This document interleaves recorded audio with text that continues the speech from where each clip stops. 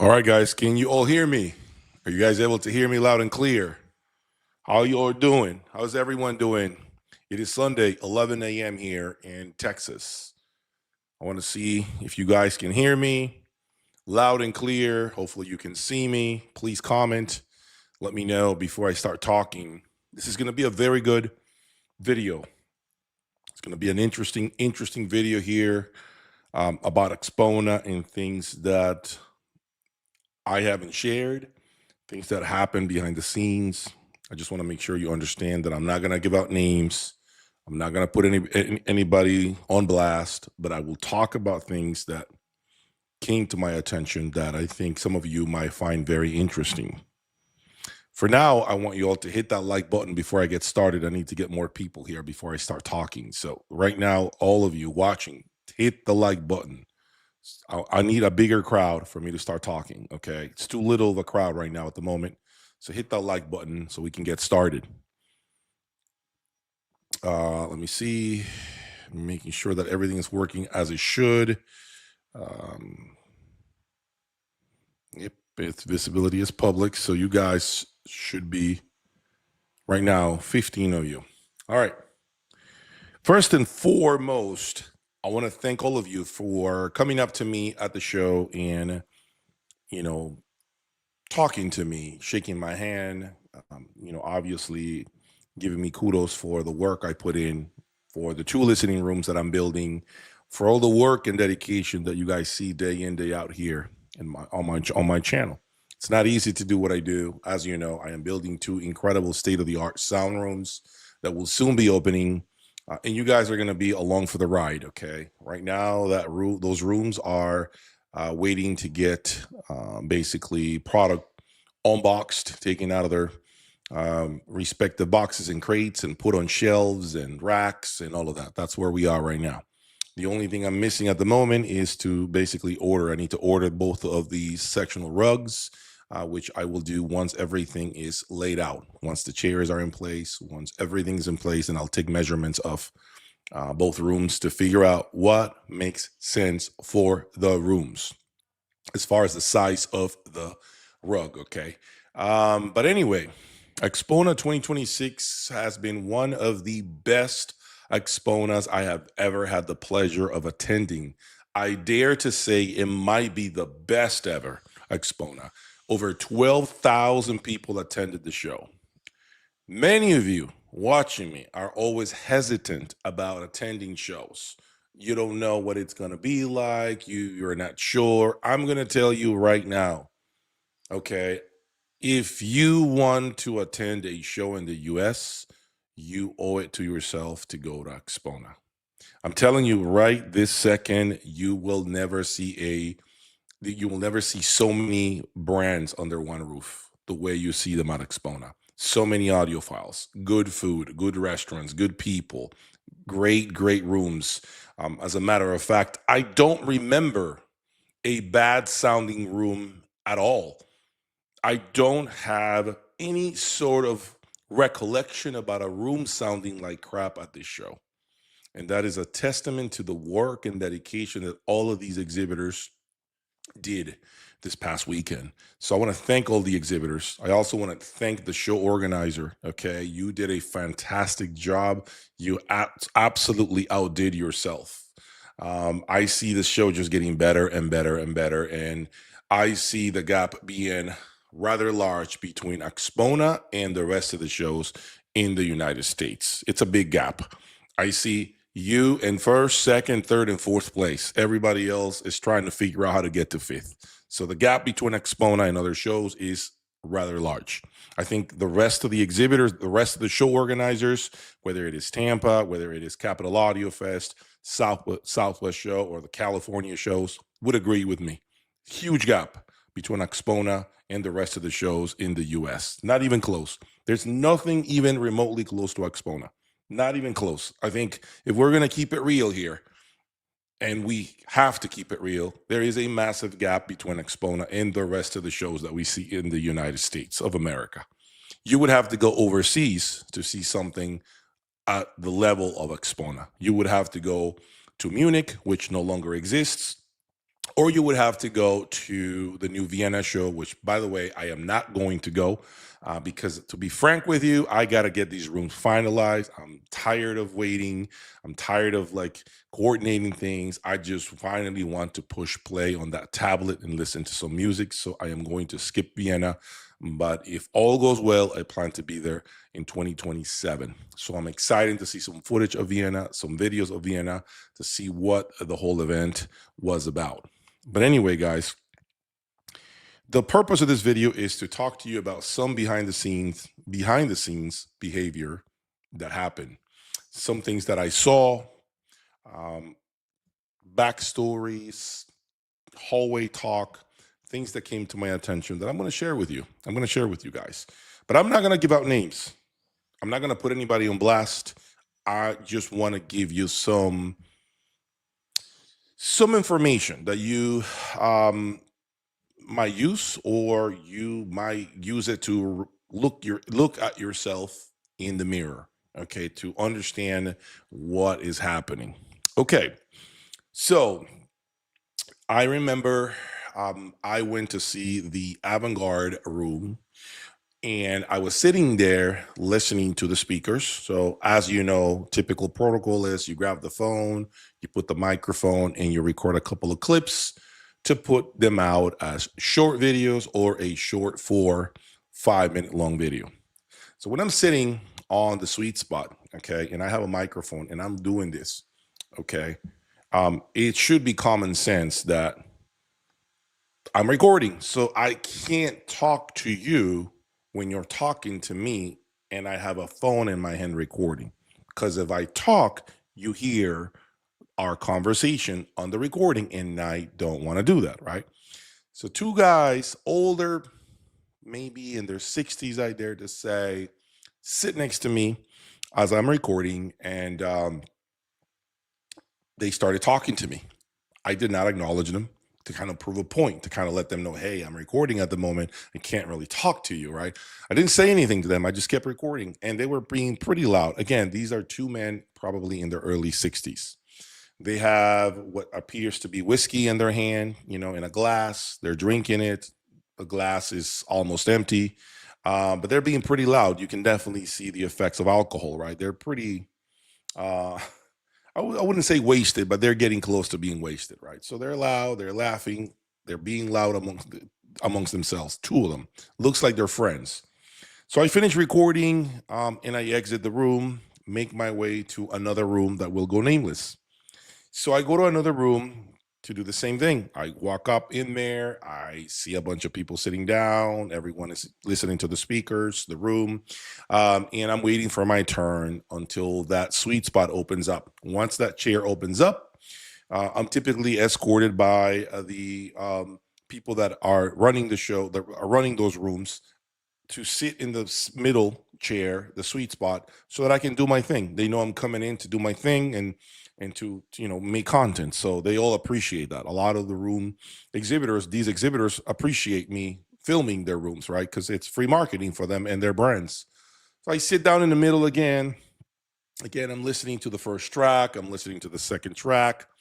Then all of a sudden, of course, I pull out my phone and I'm getting ready to record a track that I know doesn't get copyright strikes on YouTube. Because if you get a track, if you record a track that has copyright strike, that is got a copyright on YouTube, it becomes an issue. You can't really release it. It gets blocked worldwide. So you wasted your time recording content for no reason. And so I finally wait for that one track that I know is going to help my channel, and I start recording with my phone, right? So I start recording this speaker, yada, yada, yada. Then on the second row, there are maybe like 5 rows. So I'm in like the first row, center seat. As I'm recording, what do you know? I hear the same two guys that were next to me in the avant-garde room all of a sudden make their way to the second row, and they started to like be loud again. Same glass in their hand, whiskey in their hand, and maybe, who knows, maybe they went back to get a drink and returned back upstairs, but they're being loud again. So I do my thing, I record, and I go towards the front of the room. Um, and there are some other things displayed there in this room. Again, I'm trying to conceal the identity of this room for a reason. And they get up off their chair and they walk up towards me as I'm talking to um, the person in charge of the room. And they said, "These speakers don't have any damn dynamics. I don't even know. Did you hear any dynamics?" You can tell the way they're articulating words that they're drunk. And they're saying this in front of the person that is running that room, right? Which clearly is someone affiliated to the brand, the loudspeaker brand. So they say that really loud. They're saying these don't have any dynamics. I don't know, Jay. What do you think? And then the person that's running that room tells the guy, the main guy who said that out loud, maybe you left the dynamics in your glass, which it was well deserved. And to be honest with you, I was chuckling inside because it was funny. Maybe you left the dynamics in your glass, right? So the guy that's drunk is like, "Do you really think that I don't know dynamics? Are you stupid? Do you think that just because I've had a drink or two, I don't understand the definition of dynamics?" So the tone, everything begins to get louder. I start to sense like a lot more, intensity in the air, and I'm like, oh shit, something's about to break out, something's gonna happen. So like, "You think I don't know? I know dynamics. Wilson audios have dynamics. I've had Wilson audios." Then his friend walks up and gets even louder. Yeah, we know dynamics. We're not dumb. We haven't done this for just a minute. We've been doing this for a long time, and these fucking speakers don't have any dynamics. So what do? I'm like, "Guys, people are listening in the room. Let's go outside. Let's take a picture. You guys want to take a picture with me? Let's go out there, right?" I'm trying to diffuse the situation. And eventually I managed to escort him out of the room, kind of distracting them from the situation. And I try to insert conversation about their sound systems just so that they would forget about what was said, right? So I diffused it quite effectively and they left. So why am I telling you this story? Why am I telling you this story? Because it's pretty embarrassing that you're going to go to a show and act the fool, act like that, be unprofessional, be stupid, be someone that is essentially a disruptor, a word that I am familiar with, because as you guys know, I have been called the disruptor of the hi-fi industry, which I don't give a shit about. But to see that type of behavior at a show when you are in your 60s, you are supposed to be enjoying your time with your friends. You are supposed to be, having a good time. No one is going there to start fights. But I almost saw a fight in the making in that room. And so I don't want to give out people's names, and I'm not going to talk about the room in which this took place. But what I want to say is hopefully those two individuals, they clearly watch me, they know who I am. Hopefully they take a step back, understand what they did, and they can make some sort of change for next year because I'm sure they're going to be there again. This is the type of stuff that we don't need to see at shows. I dare to say the following to the current show organizer. I can't. His name keep escaping me. Maybe this is an opportunity to take this feedback and information, which, by the way, you will be getting probably an email or two from the individual who was running this show, this room, with regards to the possibility of not allowing any sort of glasses in any of these sound rooms. You can't stop somebody from going to the bar and having a drink or two, right? And then they could easily still get drunk and go back upstairs and still act the fool. But I don't think glasses, okay, should be in any sound room because that's a weapon. I was waiting for that glass to be shattered over this other person's head.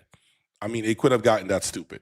That's how wasted this person was. And so I just want you all to understand that these are things behind the scenes that you don't know about that cannot continue to happen.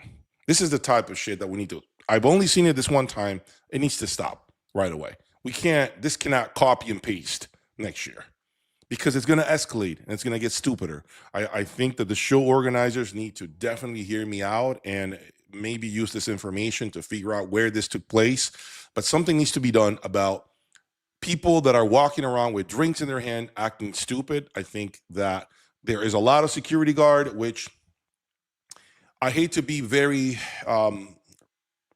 honest, okay, but I'll be honest about this. A lot of the security that I saw were just older people by the elevators. I don't know what they can really do. I don't know if it's because they're paying them very little. I don't know what their intent is other than to sit there and see if people are wearing badges, which I understand needs to be done to make sure no one is not paying their entrance right. But I do think that maybe we need a little bit of some sort of security there, because this type of stuff may not have happened to the extent in which it could happen. And I think that maybe for next year, it would be important to have a little bit of that. Um, I want to call it a security team, basically, because you could have easily just called somebody. They would have gone up there and escorted these two people out, and the situation would have been diffused. Had I not been there, I don't know what the hell could have happened between them and this um, um, manufacturer. Okay, so that's one point of reference I want to give you guys, so you understand. So you understand what took place. Okay. So now I'm going to turn the page completely. And I'm going to talk to you about something else on a different paragraph that I think many of you are doing. Many of you are doing today. Many of you are embarking on doing as audio files. And I need to call it out, because if you're doing this type of shit, what I'm about to say is going straight to you, to your face. Okay. This is the type of shit that I think those of you who are embarking on this type of shit that I'm about to talk about need to be called out. I'm not going to give out names, but I think this person might know who they are. Okay. I am at the bar having a drink Saturday at around midnight. Long day. I need to unwind. So I'm there sitting down with two dealers. And I have met them in the past. I knew who they are. We didn't really have a relationship up until now. And so we're talking about, the industry. We're talking about customers. And one of them proceeds to tell me, small world, okay? Remember, this is a small industry. What you do, who you screw over, I promise you will go around in circles, and many other people will find out what you are doing. I promise you, okay? So this dealer proceeds to tell me, hey, um, you know, such and such person, owes me $40,000. $40,000. And I keep texting him, no answer whatsoever. No answer at all. And I'm like, what's this person's name? Pull out my phone. Turns out I know who that person is. I'm like, really? I was in this person's home and you were there when we first met. And he's like, yeah, I thought that guy was pretty solid. So what ended up happening is I sold him some stuff, and he promised to pay.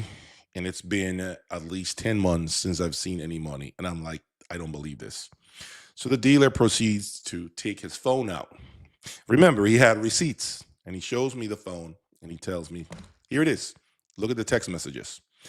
I couldn't believe what I read. I could not believe what I read. This person, okay, who is on audio file, will go nameless, but I know he's not the only one doing this type of shit. Okay. Promised to pay this dealer for some items that this dealer, again, in good faith, sold to him, because this dealer and him broke bread in this guy's house. I was there. This dealer and him apparently had some sort of relationship. This dealer and him apparently knew each other beyond that one moment in which I met the both of them at this guy's house, this audiophile's house. And so what happened was, he tells me, Jay, I thought he was good for it because you saw me. I was there with you in his house a year ago, and I didn't have any signs of him being a delinquent. I am constantly pressing him through text messages. When is he going to pay me back for the stuff that he owes, that he bought from me, that he hasn't paid for? I even gave him the opportunity, Jay, to just give me the shit back and we call it a day, because I can grab that back and at least I have something back in my hands, right? At least we wash that debt. He won't do it. I am under the belief, Jay, that he probably took it from me and sold it, and he no longer has it and made money on the stuff that I basically sold to him, which he was promised to pay within a predetermined amount of time. So I'm like, man, how is this? This dude is a business owner. I have texted with him. He never gave me that impression. This guy drives a BMW. This guy lives in a nice home. This guy doesn't seem to be, hurting. He just built a sound room. Unless he owes money to those contractors, I know that sound room was not built for free. He was very proud of this sound room that he built in his garage, just like I did in Florida. He was super happy with the sound he was getting because his sound room inside his house was very small, very tight. So I'm like, I don't believe this shit, but I am seeing your receipts and it's just baffling the kind of shit that some audiophiles do. You mean to tell me you buy a Ferrari, okay, but don't have any money to pay for the oil change? You mean to tell me you buy a Porsche and instead of taking it to the dealer to get that $500, $600 oil change, you are forced to take it to Jiffy Lube and pay $89 for an oil change? This is what we're doing here. You are embarking on buying shit you can't afford. This is the shit that some audiophiles are doing that you all, and if you are watching me and you're doing this shit, I promise you it'll be a matter of time before the whole fucking industry knows. You can't be doing this type of shit. It's a small industry, guys. It's a small industry. Everyone talks. Everyone talks. You do this to a dealer, and then you will be in someone else's mouth when I go to Axpona next month, and then I'm going to find out what the fuck you're doing. It's a small industry. Have some dignity. So anyway, so that's what happened, right, with that guy. But then it even gets worse than that. I have an ultra hi-fi member who will go nameless. He calls me a few days ago, and we're talking about this person because he knows who he is. So he's like, man, I'm in shock. I told him what this guy did. I never had that impression of him, but I saw the receipts. I saw the freaking text messages. It's true. He says, Jay, I have more information to give you. What do you mean?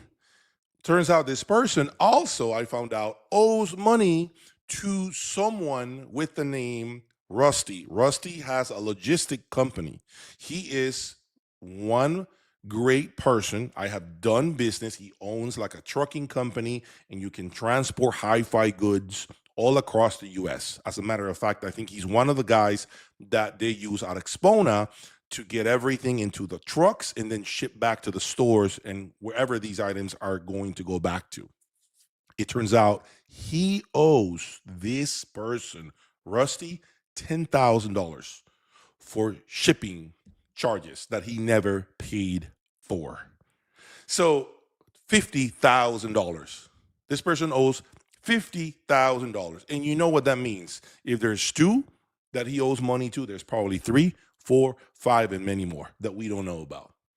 This is the type of shit that you guys don't understand. It's so freaking low and sad that you are embarking in transactions when you're a grown-ass man, when you have a business, when you have an operation and you don't pay.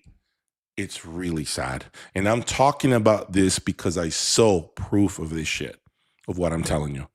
And so audio shows, besides listening to hi-fi rooms, are actually a place where you hear all this shit, where you collect and gather information, where you know who did to who did what to who. Okay. And so if you right now owe money and you're in bad terms with your dealer and you know you're hiding and you're a crook and you're a thief and you're not paying your debt, I'm telling you right now, Pay that shit off because it's a matter of time before it gets to the rest of the hi-fi industry. And it's not good because once someone says one thing, it spreads like a viral video on YouTube. I promise you this. Do not do these things. Don't buy what you can't fucking afford. Do not buy what you cannot afford. You don't have to keep up with the Jonases. You don't have to keep up with Jay's Audio Lab. You don't have to keep up with anybody. Buy those things that you can afford and pay for. Period.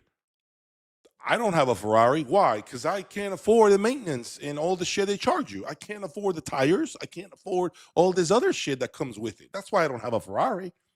But I know I can't afford it. I'm not trying to impress anybody by having a Ferrari, knowing that I can't afford it. Why live uncomfortably like that? Do you understand how bad it feels to owe money to somebody that's constantly doing this, knocking, constantly texting you, constantly hounding you? How could you possibly live life like that? I don't understand how some people can live fine owing money to everybody and be hounded by those creditors, be hounded by those people that you owe money to, people that have been in your home, people that have hung out with you. How could you possibly do that to people? And there are many people like this audiophile that I just talked about. I know that he's not the only one doing this shit. But also, this is a huge alert to dealers, hi-fi dealers. I'm going to put this on you as well, because this is what happens when you're desperate to sell things off your floor. When you need to get rid of something that you cannot list, you find a person that commits to paying you and you find a way out, and so it goes. And then now you're in this position where you don't have the goods and someone owes you 40 grand. And I'm sorry, but $40,000 is a lot of money to owe somebody. It's a lot of freaking money. Dealers are guilty of this shit too, of allowing this type of behavior because they need the money to pay bills. That's a problem as well. That's something that dealers need to really think about. Should you be invested that heavily if you are hurting for money? To the point that you have to give it to somebody and then they'll make payments over the next 12 months and you don't even collect the down payment of any kind. To me, that speaks volumes about the current state, financial state of that dealer as well. So if you're a small dealer, and again, you're embarking on ordering product that you know you should not have on your floor because you don't even have the clients to sell it to, please stop doing that. Stop buying $100,000 amplifiers or preamplifiers or DACs or music service. Don't do that to yourself. You're going to be the next victim out of desperation and financial distress. This happens because you are having shit on your floor that you know you shouldn't have. Not only do you not have the clientele to sell it to or the social media presence, but then when it's time for you to pay your employees, you're scrambling, trying to figure out what to sacrifice from your showroom to pay bills. That's an indication that you should not be selling stuff of this caliber. Okay. And so I'm going to leave you guys with that thought. I'm going to leave you guys with those two stories so you understand that everything gets around within this hi-fi industry. You do someone wrong, and I promise you it'll be a matter of time before the rest of the industry is aware of what you're doing. Okay? I promise you. By now, not only did I hear the story about this guy that owes 40 grand, but so did the guy that sat next to us. I don't know who he was. The other dealer that was next to us as well, that he didn't know who this person was. So now they have a name and they know where this guy lives. And so this is going to just starts to spread across the industry. Okay. And that's probably a reason why this individual that owes 40 grand didn't even make it to the show, couldn't even go to the show. It wasn't because he couldn't do it because he had health issues. I think it's because he knew that if he went, he was going to run into this dealer who happened to be an exhibitor at the show. That's why he didn't go, because he knew it would be an uncomfortable time, knowing that you haven't answered text messages, knowing that you're ghosting people, knowing that you have more than one person you owe money to. I don't know, man. I really don't know how some of you do this shit. I really don't have a clue. The balls of steel. You have freaking hippo balls. You have elephant balls of steel to do shit like this. Really, you do. But anyway, enough of that shit. Let's get started with the show. And if you have any questions for me about the show outside of that, make sure you drop them in the comment section, please. I'm going to answer your questions. This is a very unprepared video, so I'm going to speak from the heart with whatever questions you may have. I'll be willing to answer them. If it's show related, I will answer your questions, okay? Let me see. Ferraris and Porsches get repossessed too. Images doesn't mean character, and businesses file for bankruptcy too. $40,000 companies do credit and background checks on companies before issuing a line of credit. That is correct. But remember one thing, the desperation that some dealers have also adds culpability to this situation. The desperation. This guy is a crook with certificate. He is a crook with certificate. I hate to say that. I hate to call him that. But if you owe people money like that, you should not be in that situation, especially when the dealer gave you the opportunity to return it. Return it. So we call it, we wipe it clean. Think about that. Most dealers wouldn't even do that. And he decided to not return it. Dealer thinks it's because he's probably sold it and made money on the stuff that he sold to him. So. Okay, so if you have any questions, again, about the show, make sure you insert them. I am going to address your questions. And of course, let's talk about the rooms. Let's talk about the overall experience. Let me get started with the rooms that stood out to me. Okay, cost no object rooms. You've seen the videos. I think I released 4 videos straight over the last 4 or 5 days. Okay, I was working, as you guys saw. And the first room, ultra high-end room. I repeat, ultra high-end room. The top of the top. I mean, the best stuff out there, okay? I think that belonged to the Scott Walker room with Estalon and Vitus Electronics, okay? I think that, to me, was probably the best of the entire show. And I'll be honest about this. You know, Scott Walker and I, in the past, we haven't really connected at all levels. We haven't, okay? And I haven't had an opportunity to really assess his rooms, as I mentioned in this video, because of the fact that I was shooting content for other partners, other people that pay me for airtime, quite frankly, okay? And so I was taking care of them first because it's a priority of mine to make sure that I'm there for my partners when I go to shows. So I, for the first time, had an opportunity to listen to his system here. And I was blown away by that room. I was, for the first time, blown away with Estalon. In the past, I have not been anywhere near as impressed as I was this time, okay? But remember, though, they have been working in that room for quite some time. This is not their first rodeo. This is not the first bull they ride. They have been on that horse riding for some time. And I think right now they have a winning combo in that room. If they repeat this same room, same electronic next year, I wouldn't be surprised if they become the best of show, in my opinion. That room to me had everything. Everything you can imagine. Okay. That room had clarity. It had this beautiful luxury high-end sound. I can't think about better words to describe how that system sounded. Fantastic, airy, huge, enormous sound stage, definition, separation. I mean, that room to me was firing on all cylinders. To me, I don't know what else they can do in that room. I think that room has hit its ceiling when it comes to the performance, and it's a hell of a high ceiling.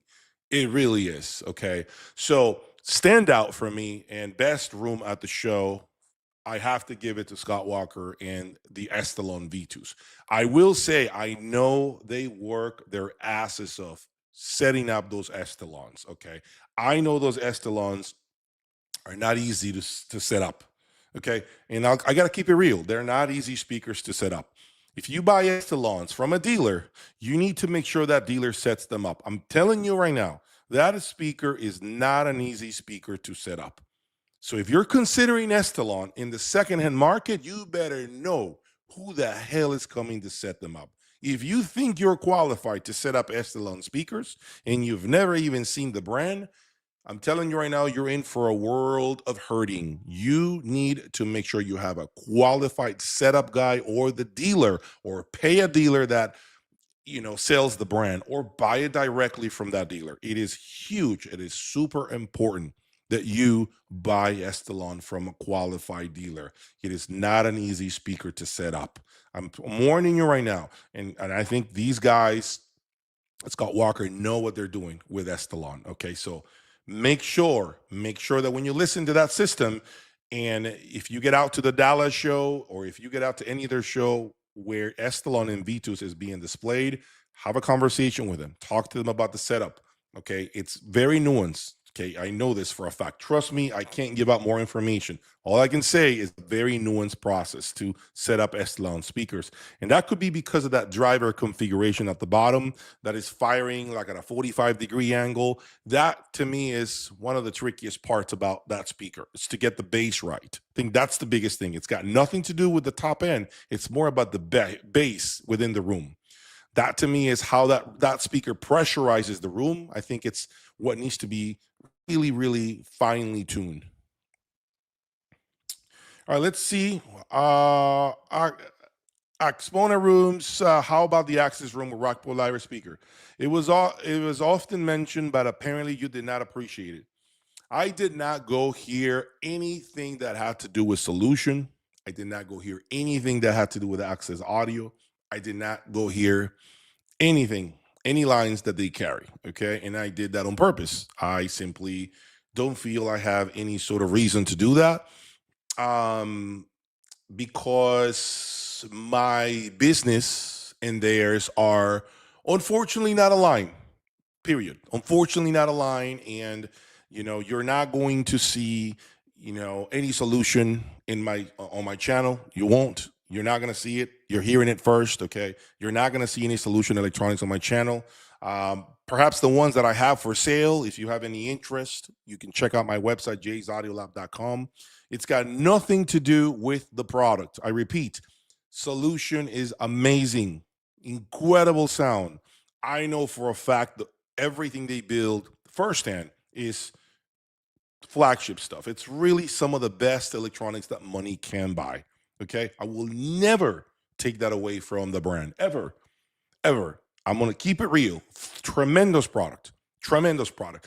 But just because you like the product doesn't mean you like those that represent the product, or doesn't mean you like those who make the product. Many of you, I'm sure, many of you have loved a product, but perhaps did not like the customer service experience, did not like who picked up the phone when you called the factory, did not like who was talking about the product because maybe of the way they handled themselves, right? But you love the product. Well, that's pretty much where I'm at. You're not going to see it again on my channel. I got to keep it real. For the time being, I don't know about the future, maybe in 2 years, maybe in 3 years, who knows? But as of right now, I did not go, as I mentioned, to any room that had solution in place or anything that had Access audio on hand. Okay. It's just, there's nothing there for me. There's nothing for me to do there. Okay. I am here with my own business. I am here also trying to better myself. And sometimes you're just not wanted. I mean, I can't make it more obvious than that. Sometimes you're just not wanted. And when you're not wanted, you don't knock doors. You turn around, do an about face, as they say in the military, and you keep walking and do your thing. So that's the story.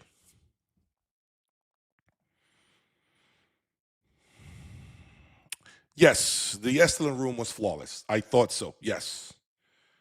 Okay, did I listen to the speakers that Andrew Jones and his new company built? I'm going to tell you why I didn't. There was a line against the wall outside that room. Okay, and it's like an hour wait.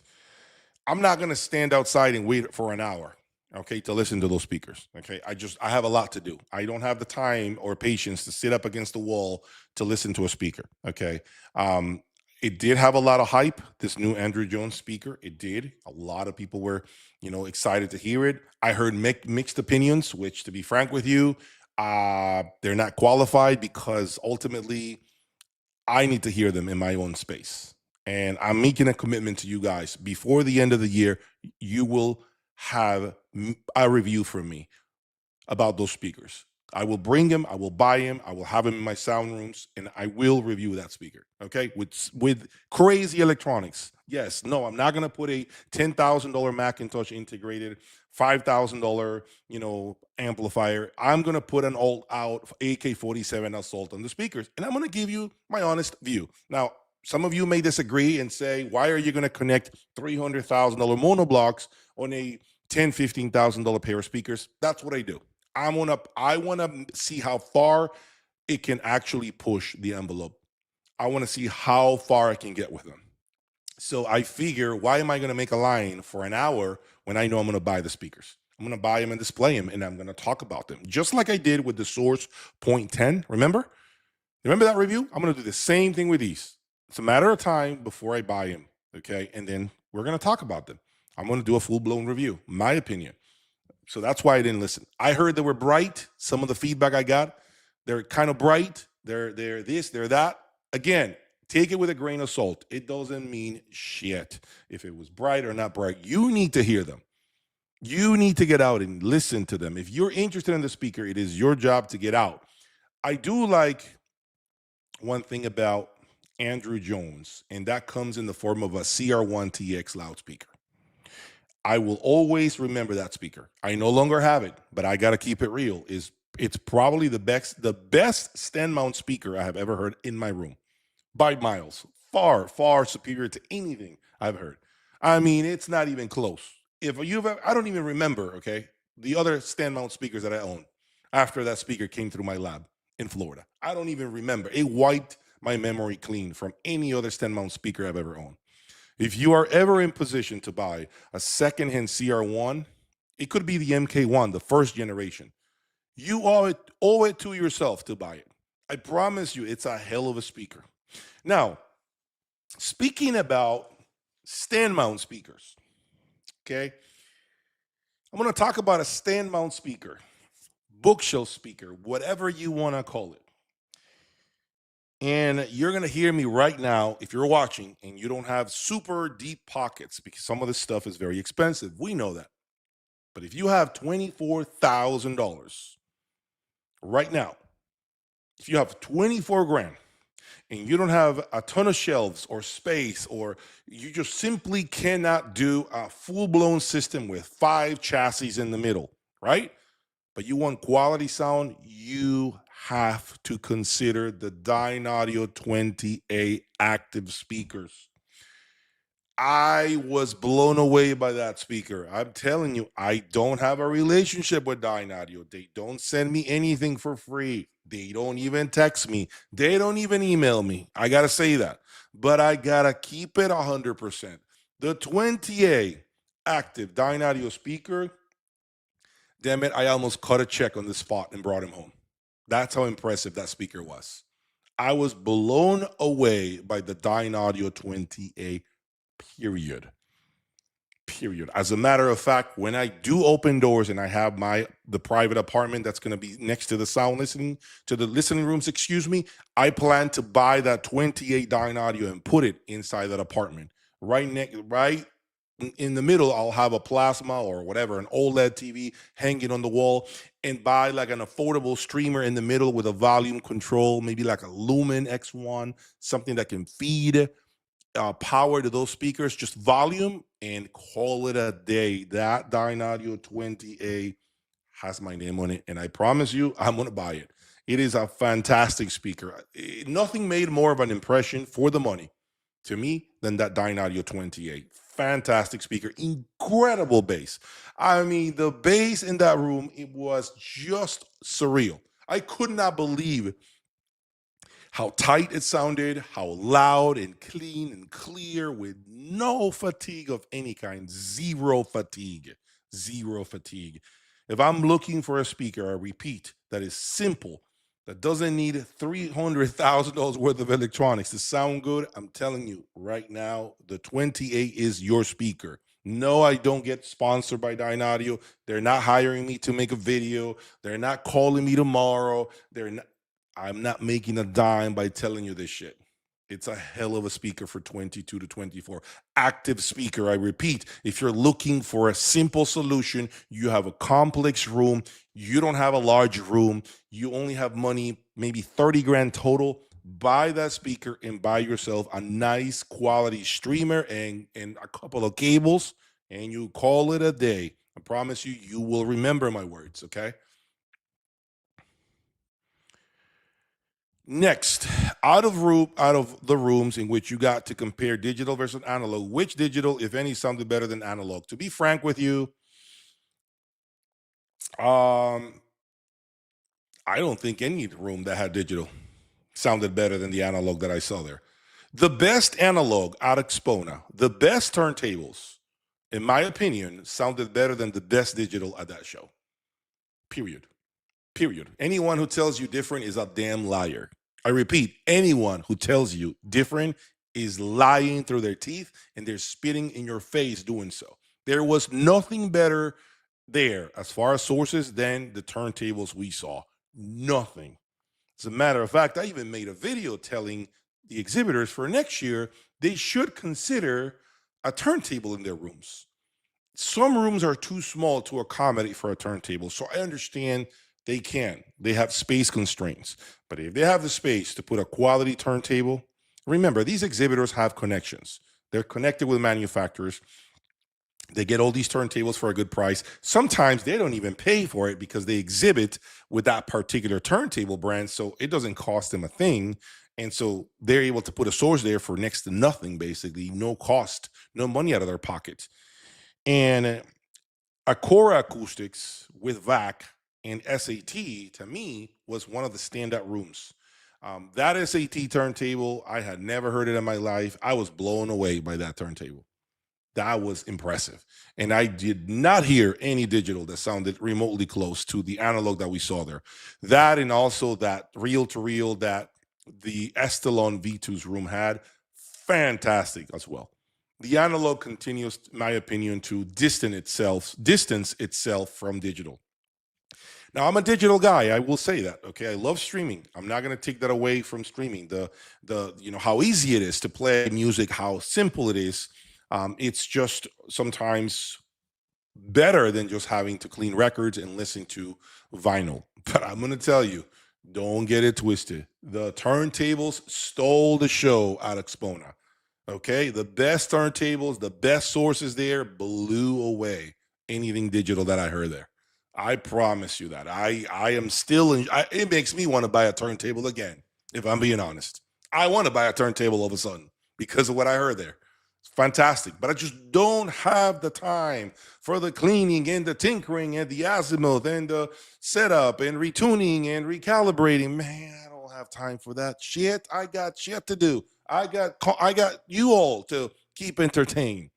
If I sit there, and shoot videos of a platter turning with a different record every day, eventually you all don't even subscribe and stop watching. You all want me to show AK-47s. Let's be real. That's what you guys want to see. You want to see what the hell you see on magazines. You want to see them on video. So I got to bring you that. I got to bring you eye candy. I got to bring you the Darziels. I got to bring you the CH positions of the world. I got to bring you all the cost no object gear that you are drawn to because of my channel. But that doesn't mean that you may not see a crazy turntable in my room in the future. That might happen. I just need to come to terms with it, okay? Next question. My hi-fi journey started with stand mounts. The TAD you had in your room would be a dream. Like, those TADs are fantastic. They're not just a dream. They are real. Okay, they perform incredible, but I will say this to you, okay? They require serious electronics. They do not forgive you if you are a cheap skate when it comes to your front end. They will call you out on your bullshit. The TAD CR1s will call you out on your bullshit. There is no lies there, okay?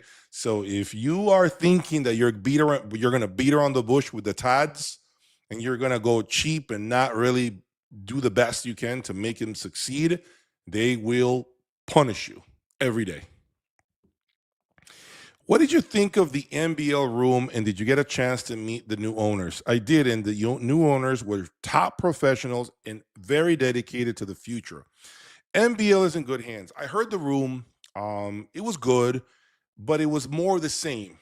To be honest with you, it's not a knock against the room. It was good, but it was the same, right? And I think that the other rooms that I mentioned on my videos outdid themselves. They were a better version of themselves from previous years, right? So I basically was judging rooms against themselves, if that makes sense. And I think every room that I selected was a superior performance. Of course, the S7 Magical MK2s, being a brand new speaker for Magical, did some interesting things. Do not be shocked if you see a Magical S7 MK2 in the future. You might definitely get to see one. I predict you will. Okay, I predict it'll be. I don't know if it'll be in a year or two. I predict you will see an S7 Mark II in my room, and we'll be able to put it through the motions as we have done in the past with the S7 Mark One, the orange one that I had in my room for many years, which is one of my favorite Magical speakers. But to get back to the NBL conversation, I have heard that they are in great hands. I have heard that management is really good. I know they are trying to work things out internally. They are trying to definitely change, not the structure, but change a few things about the perception of NBL and the direction in which they're going. I know the brand is not dead. So some of you that are thinking NBL is dead, they're not dead. They're still fully functional. They were just at the show to show people that they're, you know what, you still have confidence in our brand. We're still here at shows. We're not going anywhere. If NBL was going away, they would have not been at Axpona. I repeat, if NBL was going out of business, they wouldn't have been at Axpona. And clearly that's not the case. So do not lose confidence in the brand. They're still making quality products. I did not have a chance to talk to the new management team. I did not have talk with anyone at NBL. But the room sounded good. It was just the same for me that I have heard in years past. I'm guessing there is real security, like ex off-duty law enforcement informants on premises. Well, there is real security. This is what I'm mentioning to you. I mean, there isn't really any security that I saw. Okay, that I can. There's a lot of. Anytime you have an event with a ton of people, 12,000 people. Think about it this way: 12,300, I believe it's what it was. The attendance at the show, the official numbers. They sent out an email. Anywhere, anytime that you have that many people under one roof, you need to have security. You need to have security in case something happens. You have a lot of people from all ages in that venue. I feel like it's nice to know where there is a security guard. You should have in my opinion, I'm not saying every floor, but damn, you should have them visible. Because when people see security guards, they have a reason to not act a fool. I don't personally see any kind of security at the show. Unless I'm wrong, I haven't seen any security, anything. So if a fight breaks out at the bar, I don't even know where to look. Like, where have you seen security? Where I think that needs to start happening at the show. Okay. You don't need things to escalate and get stupid for you to actually put security in place. We don't need to get there. We need to have people in place to avoid that. Because if shit breaks out in the future, what happens is it damages the show. And now the narrative is, I'm not going to that show because there's all kinds of stupid shit happening now. The show promoters do not need that. They need to get in front of it so there's never a graver situation than what I witnessed at the show. My hi-fi journey started with stand mounts. The tabs you had in your room would bring me back. Yes, amazing, amazing. Okay, next question. Why is it that you never brought Griffin speakers inside your listening room? I did. You should watch my videos. I did have the Trident speakers in my sound lab down in Florida. So search my videos, you'll find it. Okay, so let's talk about some more rooms. The Rido room, Rido with EMM Labs and Kimber Cable. let me tell you, that room was special to me because it didn't take me but 5 seconds to really vibe with the music, to connect with the music. It's so musical. This new Rhino speaker is a departure from what they did in the past. If you do not know this, you need to be aware and pay attention that Rhino has now changed the direction in which they were going. Now they have someone, a different designer that used to design speakers for Gamut. Gamut, look them up. Gamut, loudspeakers. Look them up. The designer of Gamut went to work for Rhino, and now you see Rhino loudspeakers with a wider baffle, meaning they now have bigger bass drivers. In the past, Rhino was like a line array with smaller drivers, okay? In bass articulation and punch was very limited. Because let's face it, okay, smaller drivers just have a physical limitation, okay? They just do. So this new designer for Rhino decided to change all of that, and I finally can say that I love this new Rhino product. I love the way it sounds. It sounds very muscular. It is no secret by now that I think a lot of American audiophiles love bass. Okay, that's not abnormal. Most American audiophiles love bass. And so this new Rhino speaker, I think, checks a lot of those boxes for American audiophiles. They cranked up really loud. They never compressed. That was a massive room, by the way. Okay. So kudos to the Rhino team for having someone new there with a different vision. And really, these new designs that they have been quite impressive for me. But remember, it's not just the speakers, it's also EMM Labs. EMM Labs from Canada, man. What can I say about EMM Labs? What can I say about that brand, about that Canadian brand? In my early days, I didn't give them enough respect. I thought they were just another Bryston out of Canada. Quite frankly, I thought they were just a normal hi-fi brand out of Canada. That's who I thought EMM Labs was.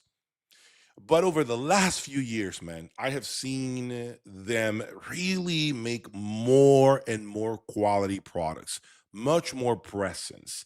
Their amplifiers, their new amps with that switch mode power supply, those heavy ass amplifiers, man, they scale, they punch, they have a lot of grip, a lot of power, lots of effortlessness. I mean, they are really just making shockwaves across the industry. I think EMM Labs right now has catapulted themselves as perhaps the best Canadian brand that exists today. Okay. And that's not to throw shade. I'm not trying to throw shade at Sim Audio. That's not what I'm doing here. I think Sim Audio is a great product too. But I think that EMM Labs has surpassed them. And if I'm buying anything Canadian as far as electronics, I think that's the number one brand right now out of Canada. I really think so. And that's a huge compliment coming from me. Okay. I have talked to the guys at an event in Boca Raton, Florida, over at Elliott's Bending Wave USA. We were there. We went to dinner. Man, the guys from EMM Labs are absolutely amazing people to work with. And that's the feedback I get from a lot of dealers. Man, being a dealer for EMM Labs is like having an actual partner on the other end of the table. Like these guys are like past labs in the sense that they're so customer service oriented. They make things happen for dealers. They help dealers out. They don't have a problem bringing product at the show to help with setup. I mean, they are involved. And I think dealers are loving this new approach, this new business model that EMM Labs. And what I mean by business model, I mean the new quality products that they have and the approach, the partnership that they have with dealers is second to none. So I do see a possible scenario in which I display EMM Labs down the road because I do want to hear those monos in here. I do want to hear their new recently released flagship preamplifier and give it a listen in my space. But EMM Labs, man, incredible. I applaud you, man. You're doing great things. I just want now for you all to start making sales because here's the issue that no one talks about. And many of you audiophiles watching me need to know this, okay? There are many brands that sound good. Dealers tell me all the time. I've had many guys come through the store and listen to this brand. They loved it, but they never bought anything. This other brand, everyone's loving it. They come, they sit for hours, they listen to it, they're in love with the brand, they can't believe how good it sounds. Doesn't translate to sales. I don't know what it is. I just want for that to be the case for EMM Labs. We got to figure out a way how to help EMM Labs actually generate sales, because I'm telling you right now, the product is absolutely incredible. Okay. Now let's turn the page and talk about Kimber cables. Kimber cables, I mean, if you've been in hi-fi and you can honestly say you call yourself an audiophile, there is no way you can say you do not know who the hell Kimber cables are. Okay? If you do not know who Kimber cables are, you are not an audiophile. You have no clue about any brands. You don't have a heartbeat in this game. Okay, there is no way you can say that you have no clue who Kimber cables are. Kimber cables out of Utah has been around since I was born, 1979. Okay, 46 years old. Okay, that company has had employees for over a decade. I mean, they have been in the game for a long time. But I think what happened with Kimber Cables is they kind of fell asleep behind the wheel of the car. They kind of got sleepy, and then other cars passed them by. You see what I'm saying? And I think finally they woke up. They started to really, really get more serious, more aggressive, building more products, building better products than ever before. And I think now they're starting to really accelerate and be all over social media.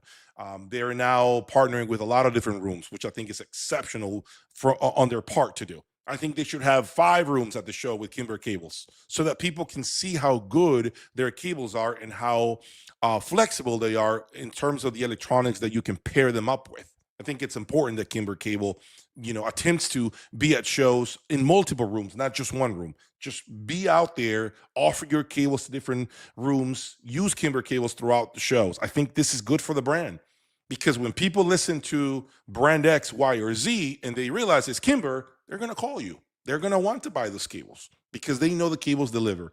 So kudos to Kimber Cable for putting on a show there too. I've had great feedback from dealers about the brand. The feedback I get about Kimber Cables is, again, awesome people to work with. Man, these guys are willing to send you a cable for you to audition. These guys are wanting you happy before you pull the trigger. I mean, and that's not something that a lot of cable brands do. Okay, that's not a lot. That's something that many manufacturers do not embark on. Okay, you have to buy if you want to play. And with Kimber Cables, I mean, I think you have the opportunity to audition things prior to purchasing them. So, and they're not, I mean, I honestly think they're not outrageously priced. Of course, you can get to the crazy elite shit and spend, tens of thousands of dollars, but I'm saying you can still get quality cables at a lower price point from Kimber Cables. So, kudos to them. Let me take some other questions. So I did not go to the Von Stryker room, guys. I didn't have any time. Okay, but I have owned the speaker that was displayed, so I can tell you refer back to my videos from the past with the Ultra Sevens. I mean, you've seen some of the feedback from David and Daniel on the wrap-up video that I did for Axpona as far as how that room sounded. So I think that's pretty clear that it's a magnificent loudspeaker and a sound system that deliver quality performance. EMM was impressive. Absolutely agree. EMM was very impressive at Axpona. Absolutely impressive. Yes, Amadeus is just an amazing person. Okay, really nice individual, really cool. Really, this guy has so much energy. Anytime I see EMM Labs and he's around, right, all the time, the energy and the knowledge that he displays is just baffling. I love his enthusiasm. I love his young energy. I love that about him. I love to see him at shows and really, talk to the audience about what makes his product so good and what's great about the amp and preamp, and then put on a show, put on a performance. This is not the first time I hear EMM sound incredible. I heard him, I think it was Dallas last year with YG Acoustics, and it sounded fantastic. Fantastic. So Amadeus has just this cool energy, man. Maybe because he's probably near my age. I love his vibe. I love his energy, and again, really, really good dude to talk to. So if you are ever interested in EMM Labs, just talk to him. Find him at a show. You've seen him on camera. You've seen him on my video. Find him at the next show. I think he's probably going to be in Dallas. Probably going to be, I don't know if he's coming to California, and I'm sure he's going to be at a Capital Audio Fest in November. Find him, talk to him. Really cool dude to talk to. But this brings me to another room that impressed me, and that would be the YG Acoustics with Sim Audio. Okay. For a long time, I had known a lot of people that had YG Acoustics. I talked to a lot of dealers that represented the brand. Okay. And I'm going to keep it 100%. I'm going to keep it 100%. So sit down, sip on your drink, and I'm going to tell you things here. Okay. So I talked to a lot of dealers maybe 5 years ago that carry the brand YG. And the feedback was, it's good product, but it just wasn't vibing with a lot of customers. Phone wasn't ringing. People weren't buying the brand. Okay, for whatever reason, they were just not buying the brand. Okay, and so it didn't get a lot of love. It did not get a lot of appreciation. It could have been the sound that many people found cold or analytical. Okay, I don't have any hands-on experience with the brand. This is the feedback that I was getting. Dealers were also saying, I just can't seem to sell the brand. I just can't seem to move the product. I don't know what's going on with customers. I don't know if it's the sound of the product or the construction or what it is, right? So now fast forward to the time, this current times, okay? I'm going to tell you this. The new YG acoustic sound is killer.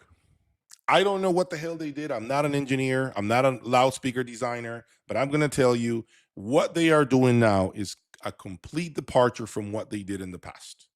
Complete departure. I love their new construction, the new finishes. I love the new tweeter. I love the new driver configuration. The speaker is voiced differently. The current lineup of YG acoustic speakers is not the old school sound. It is a departure from the past. Think of it as the new Sonos Faber sound is not the same as the former Sonos Faber sound. It's a complete departure from the previous sound. I dare to say this is true for Wilson Audio speakers. The current breed of Wilson Audio speakers is not the same as the former Wilson Audio sound. It's a complete departure from the past. I think YG just went through that transition. I really love the new YG sound. I could see myself in the future with a YG speaker. Okay, and it's made in America. I think it's designed in the UK. I think that's what he said there. YG told me at the show, and so if you have dealers near you that carry the line and it's a new YG product, I think you ought to get out there and listen to it. The construction is impeccable, aluminum baffles, and I'm sure you can find a lot of information about the product. Call them at the factory. They're pretty responsive. They pick up the phone. They're not hiding behind the scenes. And you want to give your business to brands that can pick up the phone and talk to you. That's the most important thing, right? Make sure that whoever you do business with is responsive. You're not dropping 50 grand to never get a phone call back. That's not good business. All right. So let me see what we got here. What do you think about horn speakers? Any brand of technology that surpassed the top conventional speakers that you mentioned? I don't have a problem, but horns are colored in the mid-range. Horns are very dynamic, a lot of high sensitivity, but to me, a horn system is not a system that you can have fun with. Let me explain to you what I mean by that before you shoot me, before you prosecute me for that comment. Let me make sure I expand on what I mean by that. When you have horn speakers, okay, you definitely have efficiency. You definitely have the tiniest details come out of nowhere at low volumes. The mid-range is glorious, okay? Yes, it is colored, but it's glorious, right? Here's the problem with horns. Horns oftentimes need to be big, really big, to give you the best performance possible. Think of it like panels, like Martin Logan's, right? You need bigger panels to get bass. Magnepans, you need the bigger panels to get more impact, right? Horns, I'm not saying it has to do with bass, but to get the best of the best when it comes to sound from horns, you tend to have big horns involved in that conversation. So that's one big problem, the size of the horns. But forget about the size. Let's just turn the page and forget about the size. It is what it is. Here's the other issue that horns bring to the table, okay? You can't really have fun. And what I mean by that is There are only certain things that work with horns, only certain electronics, only certain devices. There are some components that just simply don't work at all. They don't have the level of flexibility that box speakers have. They do not. Okay. I've heard from people who've owned them who told me I couldn't use brand A for amplifiers because I heard buzzing sounds that are never apparent through the box speakers that I used to own. So they amplify every tiny thing, any incompatibility, any hissing, any buzzing, any humming, it's amplified tenfold, right? And that's the issue that you have to keep in mind with horns. Also, a lot of people used these low watt tubes. It's the normal practice is low wattage amplification and preamplification. But you can't try. It's hard for you to say you're going to give a fair assessment to a pair of Griffin Apex monoblocks through a set of horns. Probably not going to be that the case. You can't tell me you're going to assess a pair of 1,000-watt EMM lab monoblocks through a set of horns. Probably not going to be the case. It's probably a bad pairing. But those pairings would work with a set of box speakers. So if you're buying horn speakers, understand that you tune the system to the electronics that those horn speakers like, and you call it a day. You do not have the privilege of embarking on trying multiple amps, multiple preamps, and everything else you can imagine that you normally can try with box speakers. Your flexibility with horn speakers is limited. Limited, okay? Just keep that in mind. Yeah, I did. You know what? I'm not going to say they did not sound good. Horns sounded fantastic. I agree with you. They did. There's nothing wrong with them. I just don't know if it's something that I would own.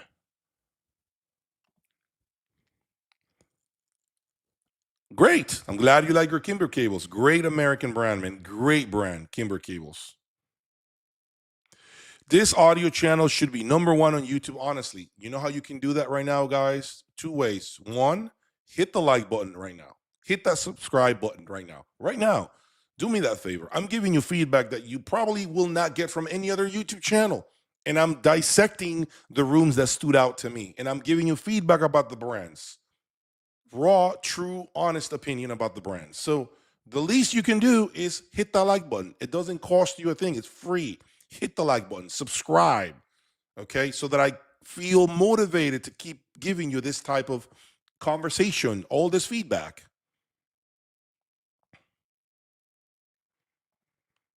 I gotta say, I love my Kimber cables. Okay, let's see. YG implemented a new geometry on their tweeters and it made a big difference. Great design move. I'm happy for them. I'm happy that, but you see, this is evolution. This is what I'm talking about.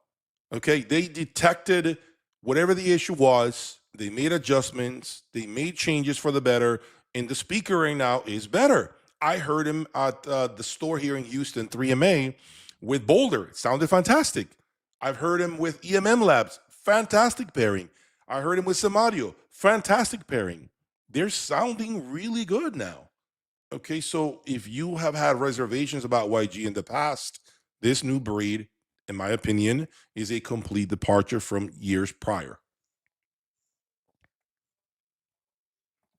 Yep, the tweeter. That's right.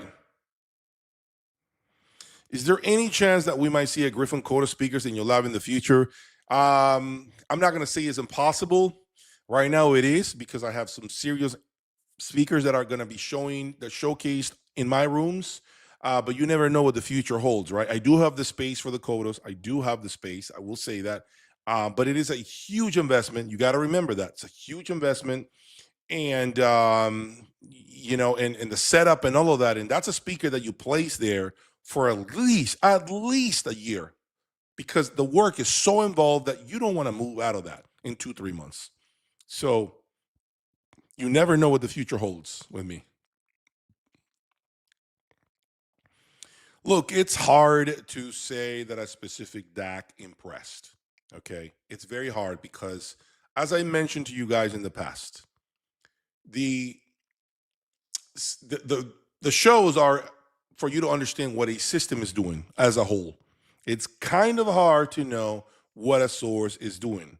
How much of what you hear is attributed to the source or the expensive cables they might be using or the speakers or the amps and preamps? It's very hard.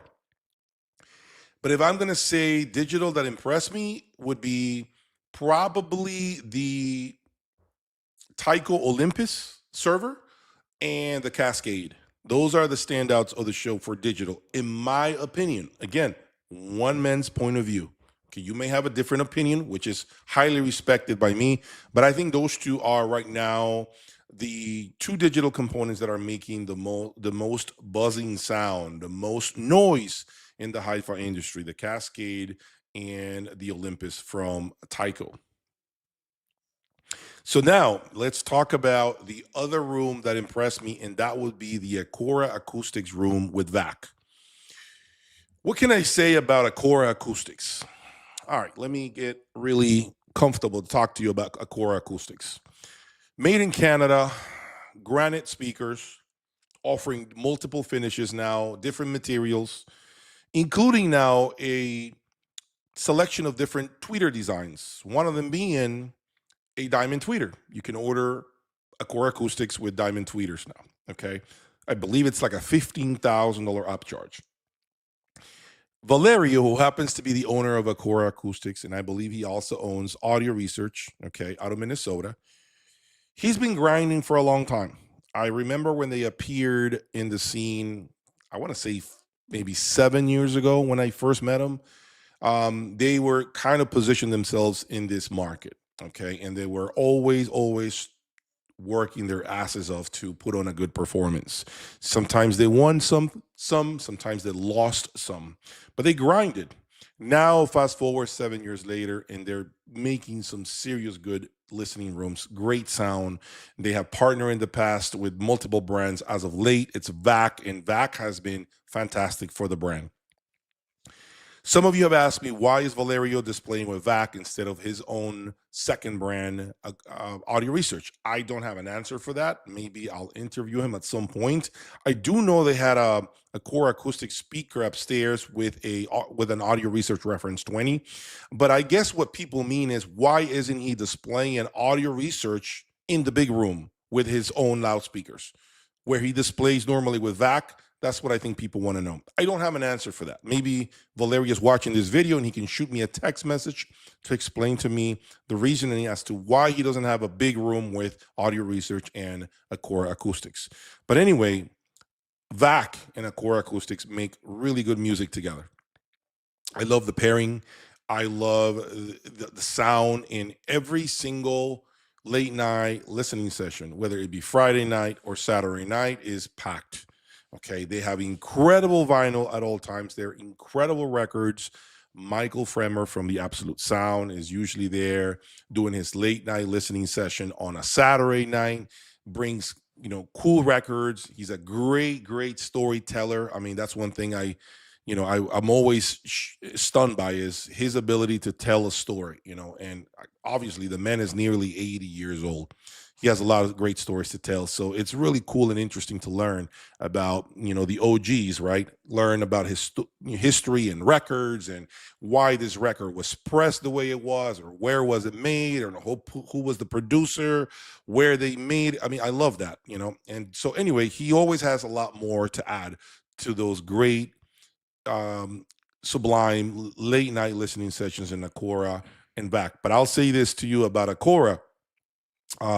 For the money they do put on a performance. I mean, they really always fill the room. Acora always fills the room, no matter where they are. The room is always packed with Acora. Acora Acoustics always delivers great performance, and it's not an accident that you're going to see their rooms always packed. It's because they really make music. They really do. And I don't know where the company's headed. I don't know what their next plan is. I know their biggest theme is this type of granite baffle. That's their main calling card. That's what they have been dedicated to. But I will say that they are definitely making noise in the hi-fi industry, definitely. And I do appreciate those late night listening sessions. Let me see what else. Hello, Jay. Thanks for sharing. What did you think about audio research, monoblocks, and preamps with the Wilson Audio speakers? So, as far as Wilson Audio, since you guys are now touching up on Wilson Audio speakers, I'm going to talk to you about Wilson Audio right now. Wilson Audio speakers. You guys know I've owned about 8 pairs of Wilson Audio speakers. If you don't believe me, check me online. That's all you got to do. Go ahead and search. You'll find at least 8 pairs of Wilson Audio speakers that I've owned, including the XVXs, which will probably now be trumped by this new autobiography speaker that they're releasing, I believe, April 24th. Um, I liked their Chronosonic. I did think it sounded great. I loved it. I did. There's no denying it's one of the finest loudspeakers. Okay, but also remember the sources that speaker had are not a joke.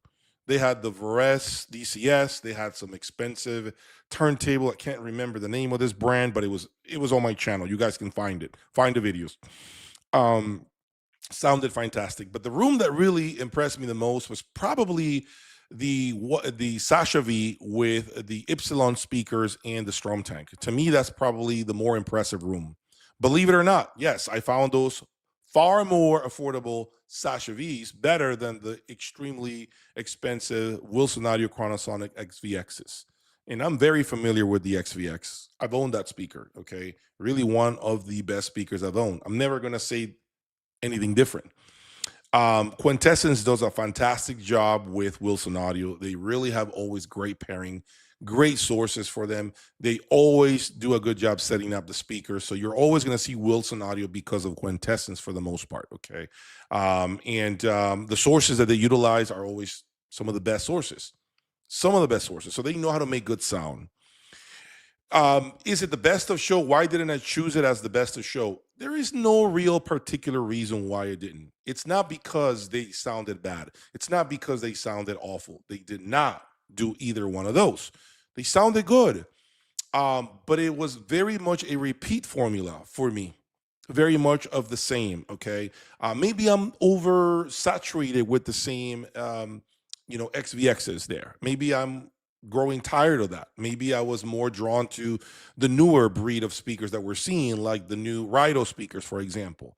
Okay, maybe I was just more taken aback by those rooms because it's something new and fresh, right?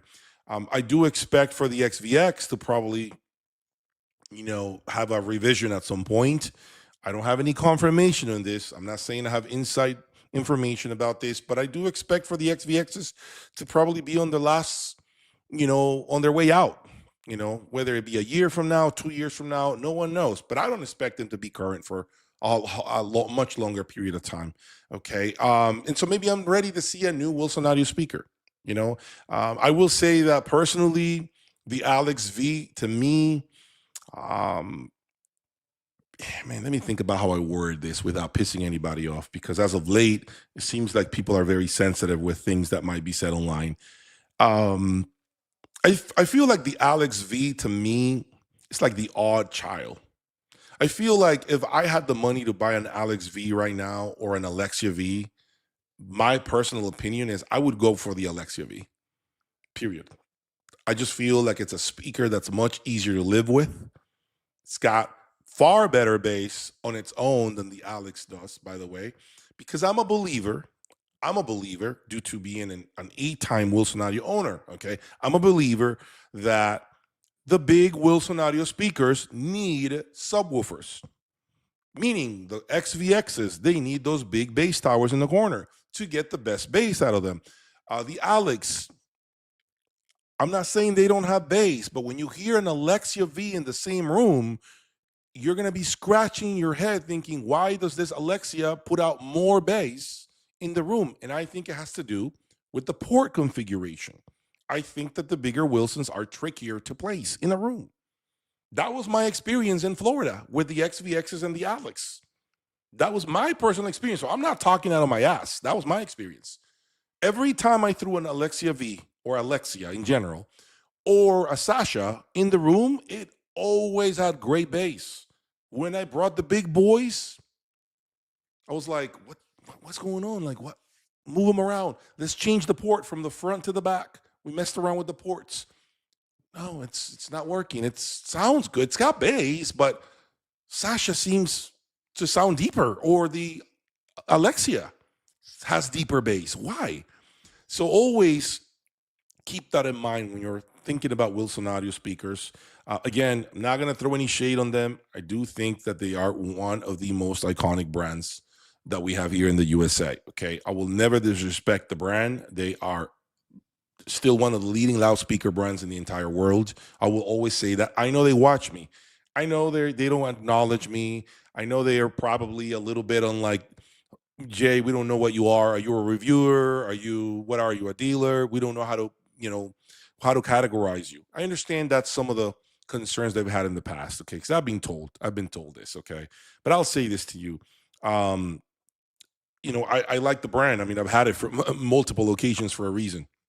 Okay. And I can speak about the brand because I've had a lot of hands-on experience with their product. Okay. I do. But at the end of the day, ultimately it's all subjective. It's what you like. Some of you may love Magical more. Some of you may love Wilson more. There's nothing wrong. I'm no one to tell you what's better. It's your hearing, your ears that's going to tell you that are going to tell you what's better for you, for your room, for the music that you play. Okay, but they're both great offerings out of the US. Both of them are.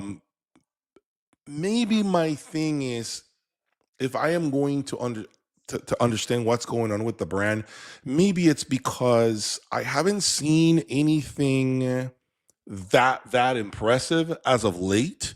Maybe the autobiography will change that when it launches in Vienna, right?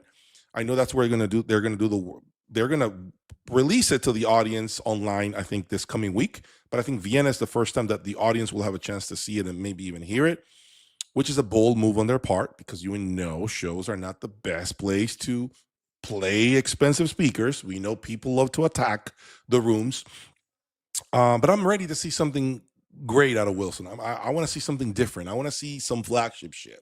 Show me something that really motivates me. I respect the Sasha. Sasha to me is the best bang for the buck from Wilson Audio, in my opinion. In my opinion, it's the best bang for the buck from Wilson Audio. Okay, I can retire with the Sasha DAWs today. I could close this channel today and stay with the Sasha DAWs and call it a day and be done. No problem with me. For me, there's no issue with that. But I'm ready to see Big Wilson. Show me something. Let's stop copying and pasting and continuing to do the same thing with the Chronosonic. Show me something different. Show me something special. I'm ready to see something, a departure from what we have seen from Wilson Audio, the same port configuration. I don't know. I just want to see something cooler, right? And if there is something cool to see, I will cover it. I will talk about it.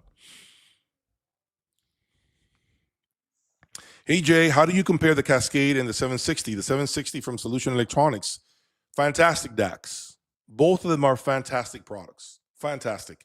I have both of them on hand. I have a 760 for sale on my website, and I also have a Cascade, which is not for sale. That's going to be in one of my listening rooms, okay? But I will tell you, both of them are incredible performers. If you have a Solution setup, of course, it only makes sense for you to buy the 760 because it also is a fantastic preamplifier. The 760 has incredible mid-range. It's very lush. It's got incredible top end. And what's most impressive about this 760, it's that it's a DAC that has been around for a while, yet it is incredible. I'm telling you, when I heard it in my home in Florida, I could not believe the performance that this DAC brought to the table. And to make matters worse, I never even use an external music server with it, which improves the performance that much more. Now, the Cascade being the newer product, the younger product, we know. I mean, I have a review on my channel. You guys can look it up. Okay, it blew me away, the Cascade, so much so that when I ended up selling that Cascade that I had, I ended up buying it back.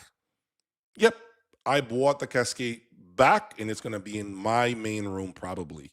I'm actually even considering buying a second Cascade. I don't even know. I think I might end up just doing two Cascades, one per room. But there's another option that you guys should consider, which I also have for sale, and that is the Select 2 with the digital director. That is not a joke, folks. That is a $140,000 DAC. Okay. All of a sudden, you guys think that a product doesn't sound great because there's a new release of something.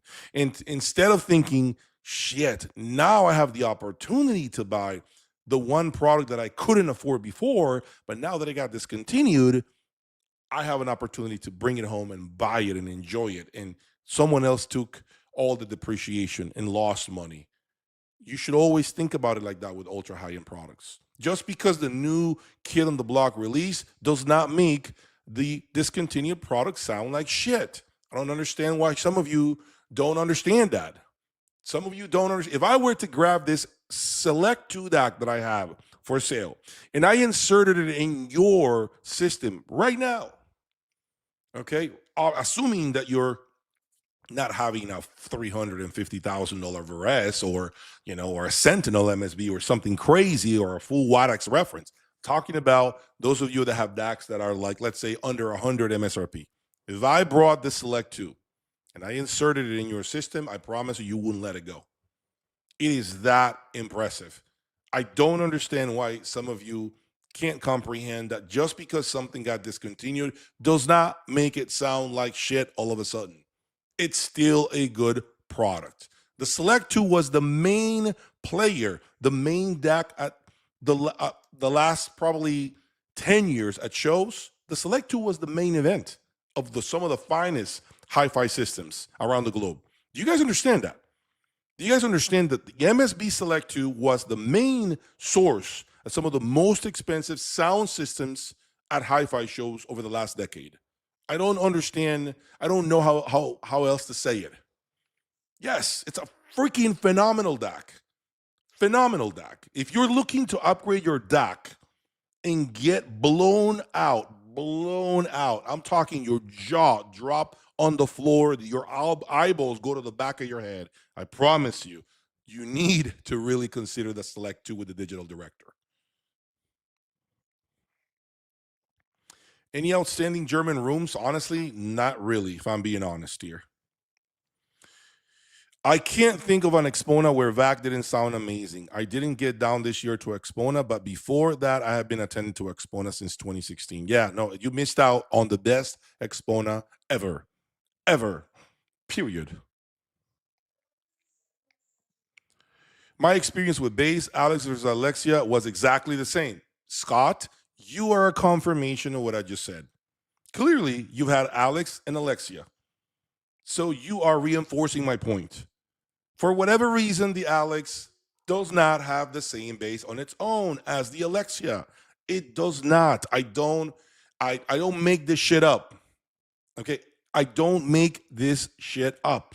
Of course, we can talk about, well, that's because they're not set up properly. Well, that's because they're in the incorrect room. That's why you're getting those results. I'm going to tell you right now, I've had them both in the same room.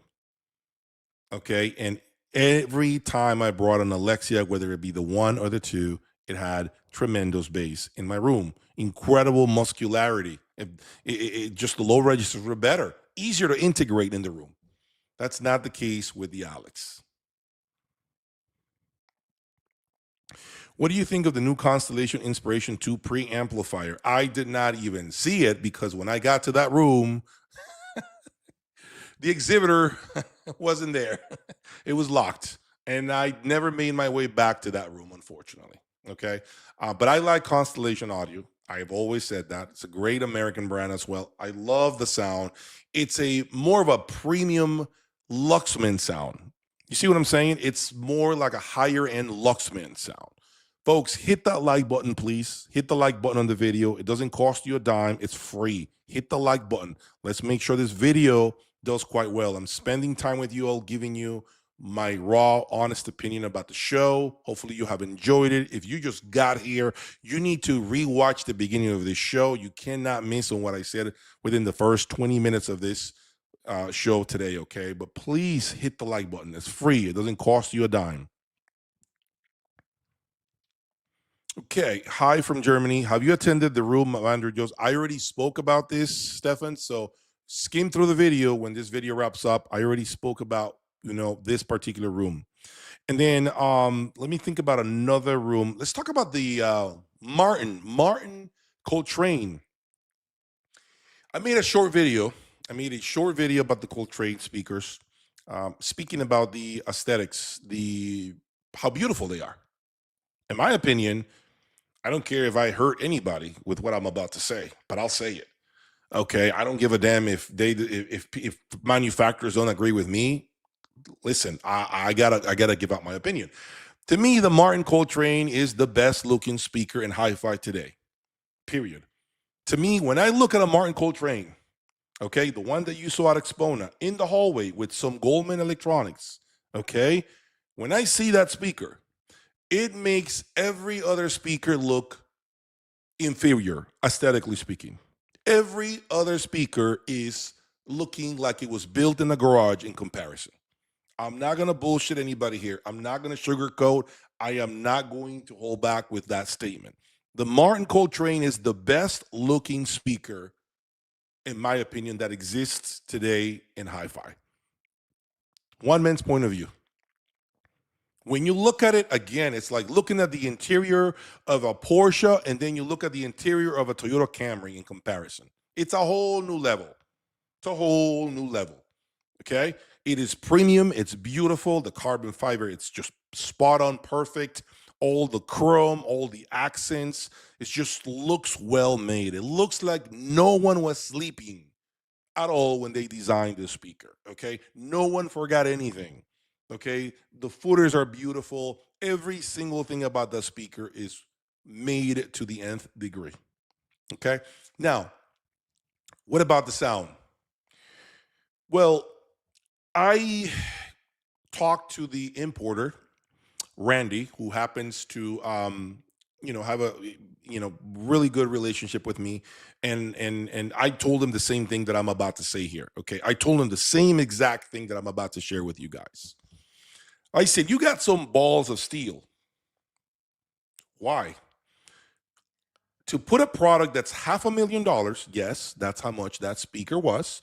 It was it is $500,000 because that mid-range beryllium driver, there's only like 20 pairs in the world, and they bought them all and they made 10 pairs of that specific Martin Coltrane. The one you saw is, I think, number one. There are only 9 other pairs of that speaker around the globe. And I said, you got balls of steel because to put that product, $500,000 in a damn hallway, no acoustic treatments, nothing. Anybody can come here and do a drive-by with a phone and then talk shit on the forums, especially those that can't afford it. Let's be honest. The ones that can't afford it are going to trash the product. Let's be real here, okay? That's just how it is. You know what I'm saying? The ones that don't have 2 nickels, to their name are going to be the ones that are going to attack the speaker. To put it there, with $700,000 Goldman monoblocks, Jorma cables, the whole thing that they did, right? And not give a damn what the end result was going to be. It's pretty courageous on his part. If I were the importer, I don't know if I would have the balls to do that because I know what time it is. I know how this works. I know what people do. Okay. They love to attack products. And so he said to me, you know what? You're right. I mean, we felt we got decent sound considering all things considered. But I believe the issue is they couldn't get a room. They couldn't get a room for the speakers, and everything was sold. As I said to you, Axpona was sold. There was no space. It was crazy.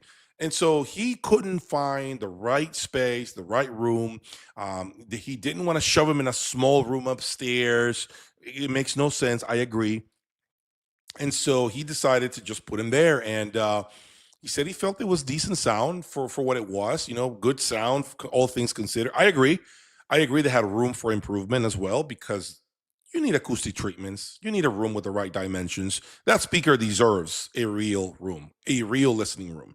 So for me, having owned Martin speakers, I have a pair actually that I might be listing for sale because obviously I can't keep everything I have.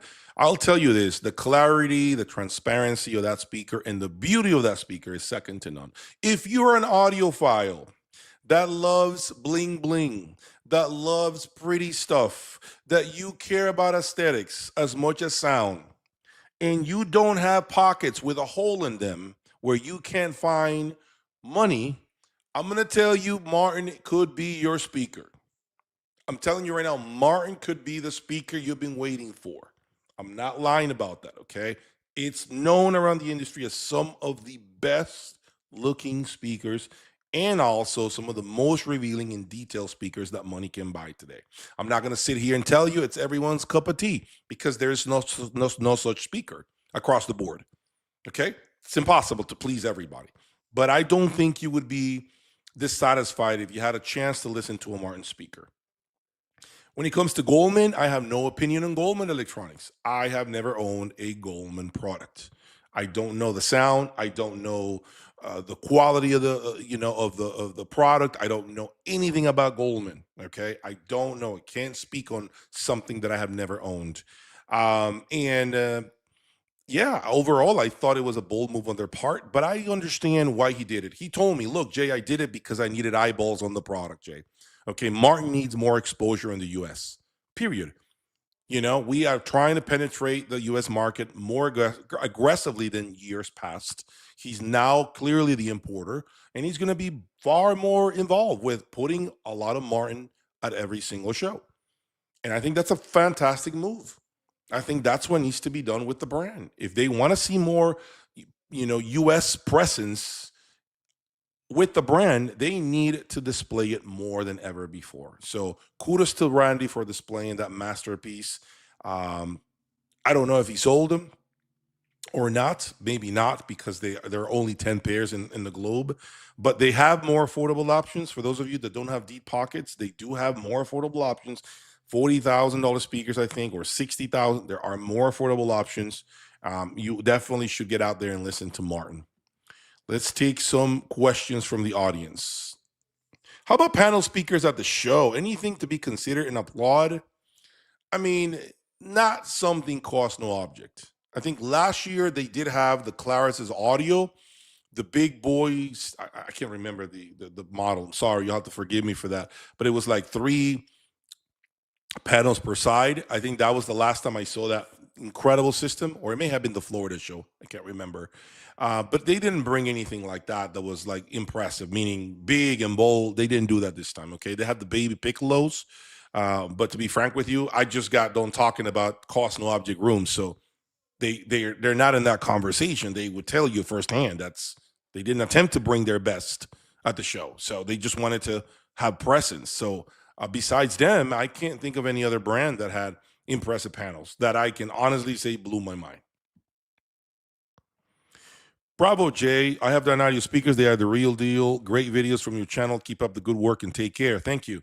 Thank you, Kim. Appreciate that. And so, with all those things considered, the show was a big success, huge success for everybody that attended. If you have not seen the beginning of this video and you just got here, you need to really rewind, go back to the beginning. First 20 minutes, I would say, focus on those first 20 minutes. I give some interesting thoughts about what transpired at the show and things that you need to be aware of. Okay, again, I'll repeat a piece of what I said there. The industry is small. All the bullshit you're doing, all the dirty moves you're making, and scamming people and all of that, I promise you, they come to the surface.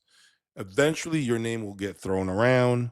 Eventually, people are going to find out, and it will be like a matter of time before everyone finds out who you are. If you're out there trying to scam a dealer, if you're out there trying to scam another audiophile, I promise you it'll get around on forums and you will be exposed. I promise you. I promise you. Don't do it. Don't do it. If you can't afford it, you shouldn't be involved with it. You should not be buying anything that you can't afford. I'm sure your mama told you the same thing. Hey, man, what's going on? Yep, there it is. You guys did a fantastic job, EMM. You guys have done a fantastic job, and I give you guys a lot of kudos for your presence in the U.S. And obviously, you all really representing the brand harder than ever. I think you guys are the best to come out of Canada right now. I think that's there's nothing above you coming from Canada. If I'm being honest, I don't think there is anything above EMM Labs. And That's just a testament to the work that you guys have been putting in. Okay.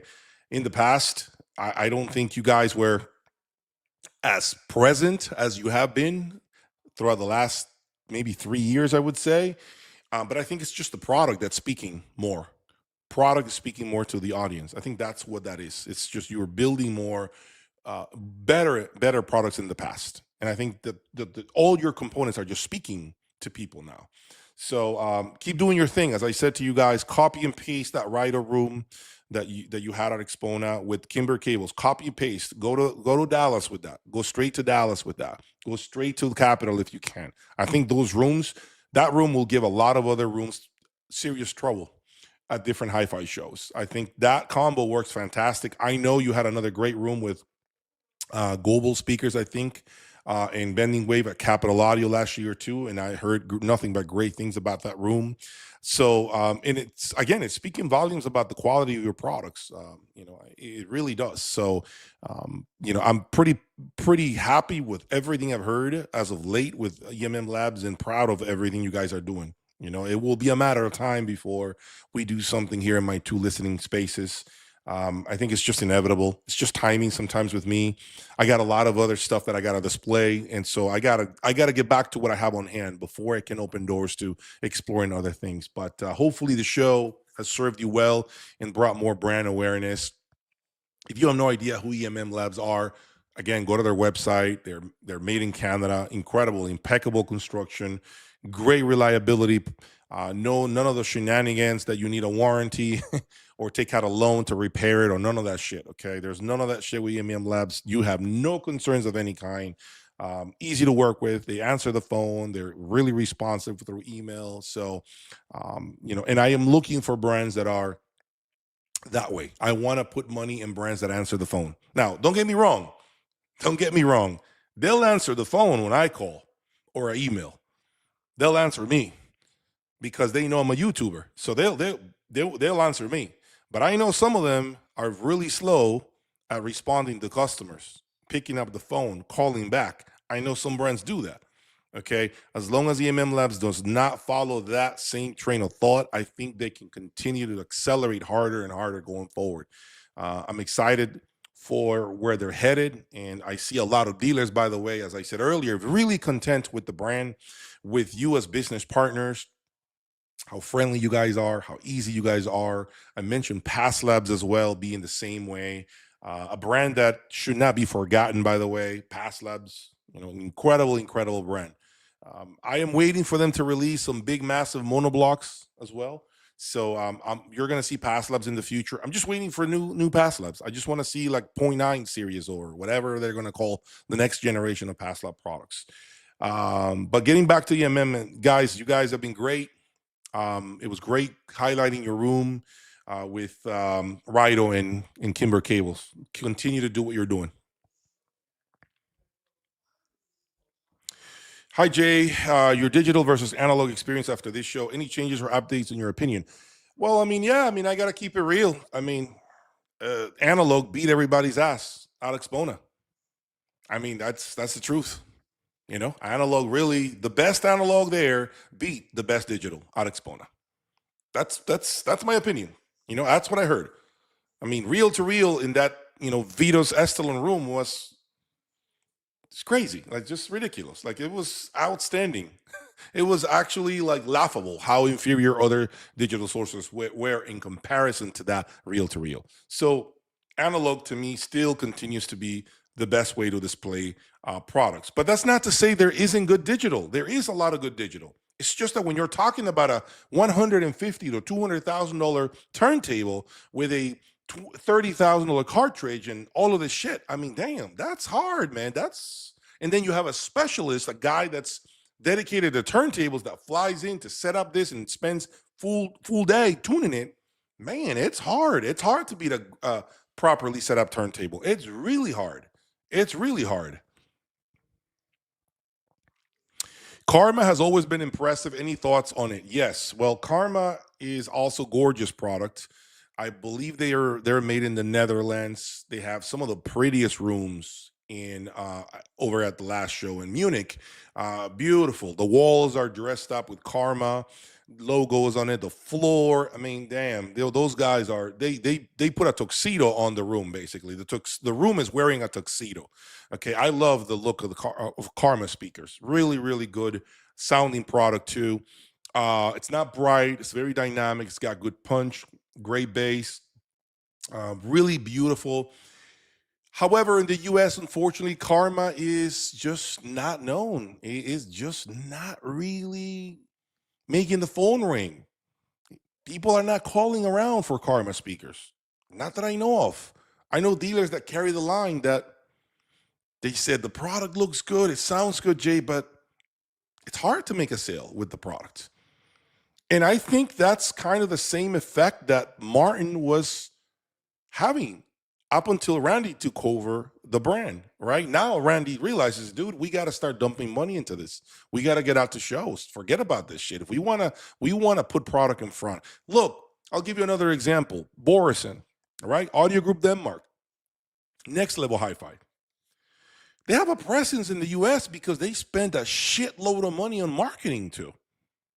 They're the masters of marketing. No one does better marketing today in hi-fi than the Audio Group Denmark. No one does more marketing, better marketing than them. They are the best at marketing. Best, okay? They are everywhere. These dudes are everywhere. You go to Instagram, you're going to see them. You go on YouTube, you're going to see a video. These dudes are everywhere. They spend marketing dollars like no other hi-fi brand does. And they're European. And so they realize we got to be partner with a great importer or a dealer, in this case, being Next Level Hi-Fi. Next Level Hi-Fi, does 3, 4, 5 rooms at once with Boris and stuff and Audio Group Denmark, the whole line of products, right? They're very aggressive, right? So they have managed to penetrate the US market quite well. I think that's not something that Karma is currently doing, and I think right now, Martin, we're starting to see signs of that type of approach. I believe they have like three loudspeakers up on Axpona, I believe. So we're starting to see Martin realize we need to get out. We need to be in front of people's faces. If we're going to sell this shit, this product, we need to be in front of people's faces. Period. We need to. So I applaud Martin. I applaud Randy also for doing this. It's going to cost money. It's got to. It's got to cost. That's what it takes. And I think Karma hasn't realized that in the US. They're never going to be a force in the US as long as they are the Bigfoot of the US. They're going to continue to be Sasquatch in the United States of America. Everyone's heard of Karma. No one has seen it in the US. That is Bigfoot. We have all seen documentaries on the Discovery Channel about Bigfoot, this big, tall monster in the woods. No one has seen it. I haven't seen it. So it becomes kind of like the Karma effect. It's the Sasquatch, the Bigfoot of the industry in the US, at least. Not enough presence in the US. Period. Okay. And there are many other brands that are the same. I can talk about other brands that have the same problem. This has nothing to do with the product. I repeat, it has nothing to do with the product itself. It's great product. But if you're not in front of people's faces and competing with us players here in the US, you're always going to be left out. Tidal speakers, another problem. Tidal speakers, German brand. Everyone knows, everyone's heard about Tidal. Okay? Everyone has heard about Tidal. And to be fair, I have seen him at shows. I have seen him represented by Doug White, who's a dealer for them at Capital Audio Fest. He's always brought some good Tidal products. So I've had a chance to listen to them. They sound fantastic. But it's one dude, one guy doing this. That's it. The rest of the dealers, hello? Tidal, yeah, I carry it. How many? Yep, how many pairs? Okay, yep, I'm going to send you the invoice. That's what the rest of the dealers do for Tidal. I'm telling you. Facts. I'm telling you. Only one man doing shit for Tidal across the US. Doug White. No one else is doing shit for Tidal. No one else. So what happens is everyone has Turn the page. Next, on title. No one wants to pay attention to the brand. And so many brands like Tidal and Karma are in that position in the US. Okay. And I can think of many other examples if I have a couple of extra minutes. But the truth is, the European brands have a hard time penetrating the US market. And let me tell you, all of you watching me right now, 103 of you, hit the like button. It's free, please. Hit the like button. It's free. I'm going to say something else to you guys, okay? A lot of European brands would do anything to be represented in the United States.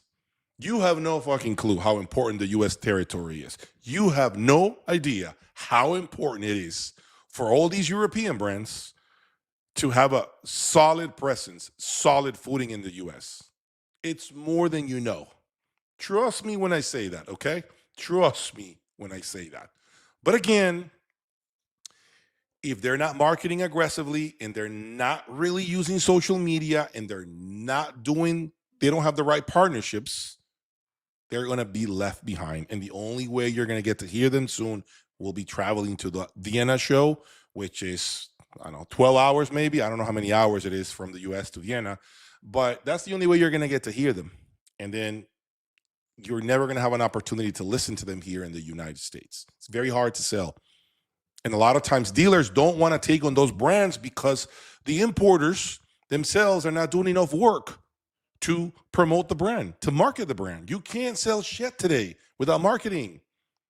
Unless you're Rolex or Hermes, those handbags that don't have marketing that somehow magically sell, that's not hi-fi. That's not the hi-fi industry.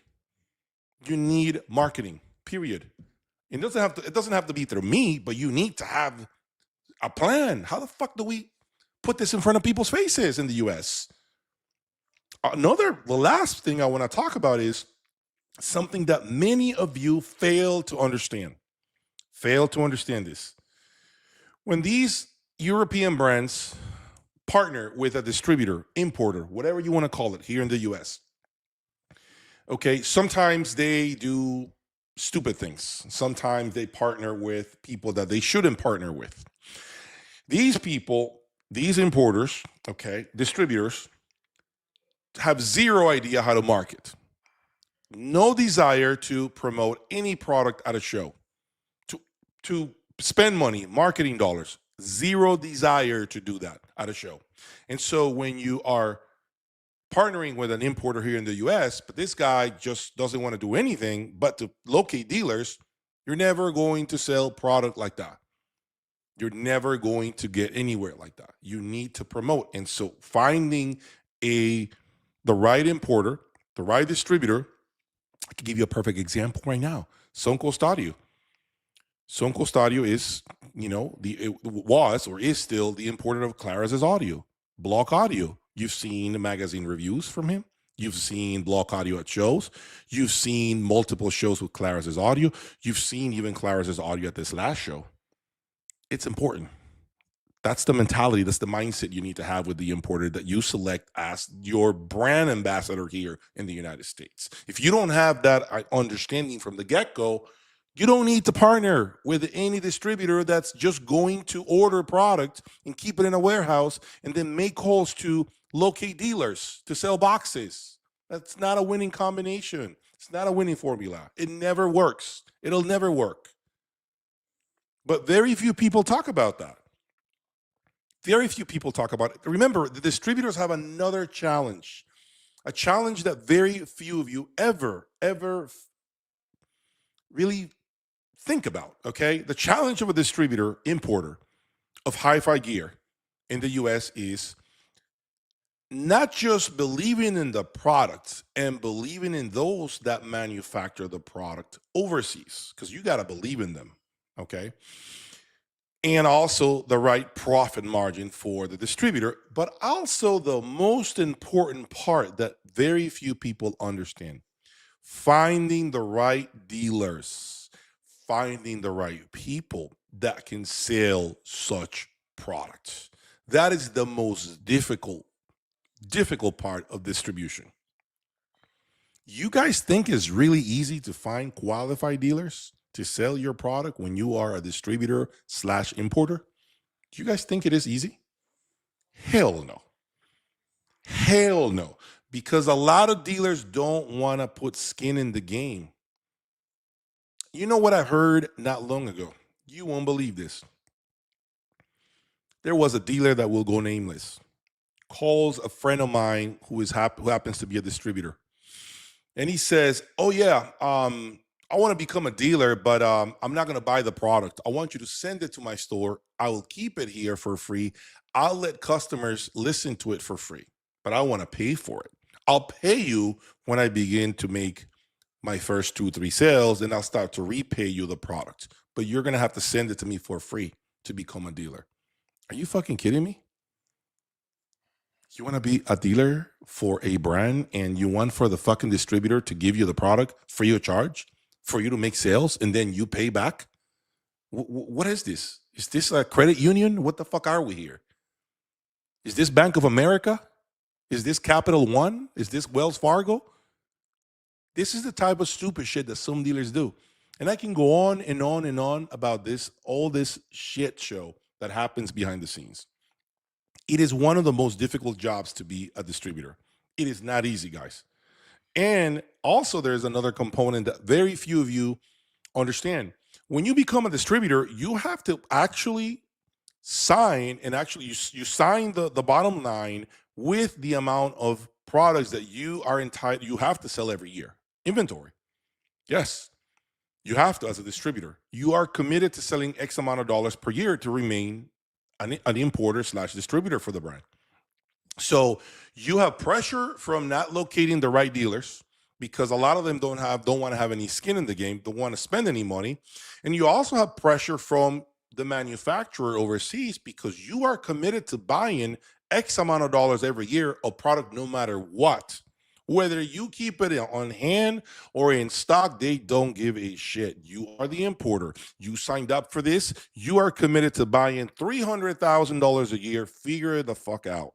That's what the contract says. So you need to figure out how you sell 300 grand a year as an importer slash distributor.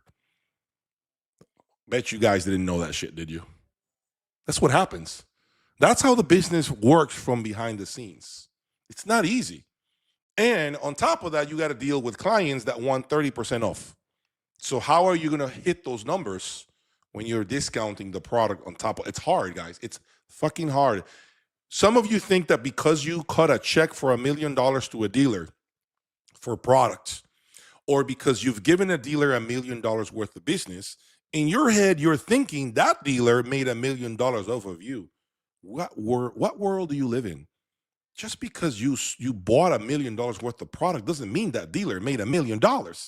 What about the cost of goods sold? He didn't. If he gave you the deepest discounts, if his profit was only 5%, you only made him $50,000 on a $1 million transaction. 50 grand. Last time I checked, 50 grand doesn't pay any fucking bills. It doesn't even buy my truck. But I sold you $1 million. So in your mind, you're thinking I'm balling because you bought $1 million worth of shit. But you failed to realize you damn near took my pants off for that discount. I ended up making 5% off of you. You see how complicated this other side of the story can get? Other side of the fence can get when it comes to business. Most of you don't ever rationalize like that. Don't understand the business side of things. It's fucking hard. And importers, distributors are also liable for tariffs, which is another component that most of you don't give a shit about. But do you understand distributors have to eat tariffs? Because God forbid a distributor was to say, no, you are ordering shit overseas through me. You got to pay the tariff. You won't buy it. You won't buy the product if there are tariffs to be paid. And so many pieces to really think about the complexity of being a distributor, importer in Hifi. It's a very difficult position to be in. Very few importers, distributors have succeeded because of this. Look, I have considered becoming an importer slash distributor maybe about a year ago. before the whole tariff shit went into effect. I consider that, I'm not gonna lie to you, but when I was told this is what you need to sell every year, because this was a very important brand, of course, it wasn't a small brand, it was a very important brand, right? Big important brands will force you to buy X amount of dollars. Understand that. Now, if this is a no-name brand, a small brand looking to just penetrate the U.S., you don't really have those restrictions. You don't really have to be concerned with having to meet quotas. When it's a very important brand from overseas, you better sell that shit. You have to. If not, you're not good enough for them. So don't think for a second that doing this, the business of hi-fi sales, is an easy thing to be in. It's very difficult, and the customers are making it harder every day. All right, let's go. What do you expect from the Dallas in terms of the big brands? The Dallas show, in my opinion, one man's opinion, okay? The Dallas show, which will be happening in the month of July, right after my birthday, is set to be the second largest show in the US. I repeat, the Dallas show, if managed properly with the right people, it is set to be the second largest show in the US because of the location, the venue, the amount of audiophiles that live in Texas, and the money that exists in the state of Texas. Big time. I'm telling you right now, if you give the Dallas show another 3 years successfully, without any problems or hurdles, just growing organically, and it will become the second most important show in the US. There is a huge gap between Dallas and Axpona. Axpona has no one in the rear view mirror. There is no one behind Axpona. No cars behind. They are by themselves on an island. Okay, remember what I said. It's in every exhibitor, every show promoter would agree, would not argue with me with that statement, because they were all there at the show. They saw the production at Axpona. It's another level. Amadeus is a great dude. He certainly is. He certainly is an amazing guy, man.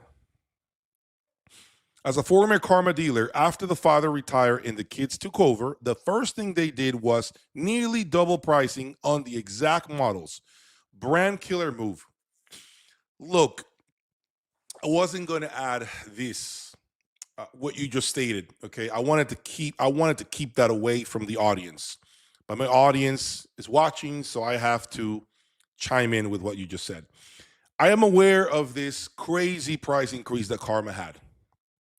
I believe speakers that cost 30 grand, 37,000 went up to like 50 something $1,000, close to 60 grand, I think it was.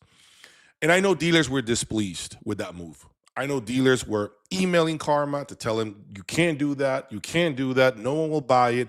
It's already a difficult sale as it is. How do you expect us to sell this product for that kind of price increase if it's hard as it is to move it? Karma didn't want to hear it. They kept prices higher. And unfortunately, that's another issue why the brand is having issues in the US specifically. When you build a product, and I want to make sure I'm clear on this, when you build any product, I don't care, it doesn't have to be hi-fi. It could be cars, it could be shoes, it could be purses, it could be phones. The price that you pick, that you select, the pricing of such product is only as good as the product that sits right next to it for about the same price, right? If you make a car that's $300,000, you are on the shelf next to Lambos and Ferraris. Is your product as good as a Lambo and Ferrari? No? What the fuck are you doing pricing your car at $300,000? You have no fucking heritage. You're not an iconic brand. You just came out of nowhere and you aren't going to price it at 300 grand. You won't sell a goddamn product.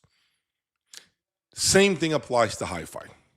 When you embark on pricing a particular product, you have to look at your competition. Who the hell are you sitting next to? Is it a Wilson audio speaker that you now are next to? It better be superior to that Wilson audio speaker. Is it a Magical speaker that you're pricing it next to? It better be. Better, actually. than that magical speaker. Because the only way you're going to sell it is if it outdoes that magical speaker or that Wilson speaker or whatever other successful brand is right next to it. It better defeat it. Because if it only ties it, you're not selling that product. You know why? Because of brand awareness, brand recognition, pedigree.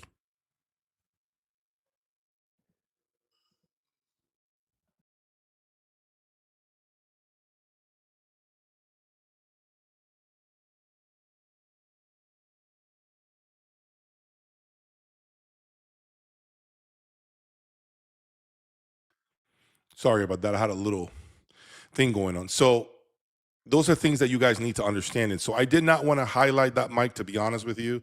But if you highlighted it and you were a former Karma dealer, then clearly, again, you have a qualified opinion about the current state of Karma. I want to repeat myself. It is great product, really good product. It's got nothing to do with the product, but they have priced themselves out. Thoughts on Legacy Valor? I don't really have any thoughts. I've never owned Legacy, unfortunately, so I can't speak on Legacy.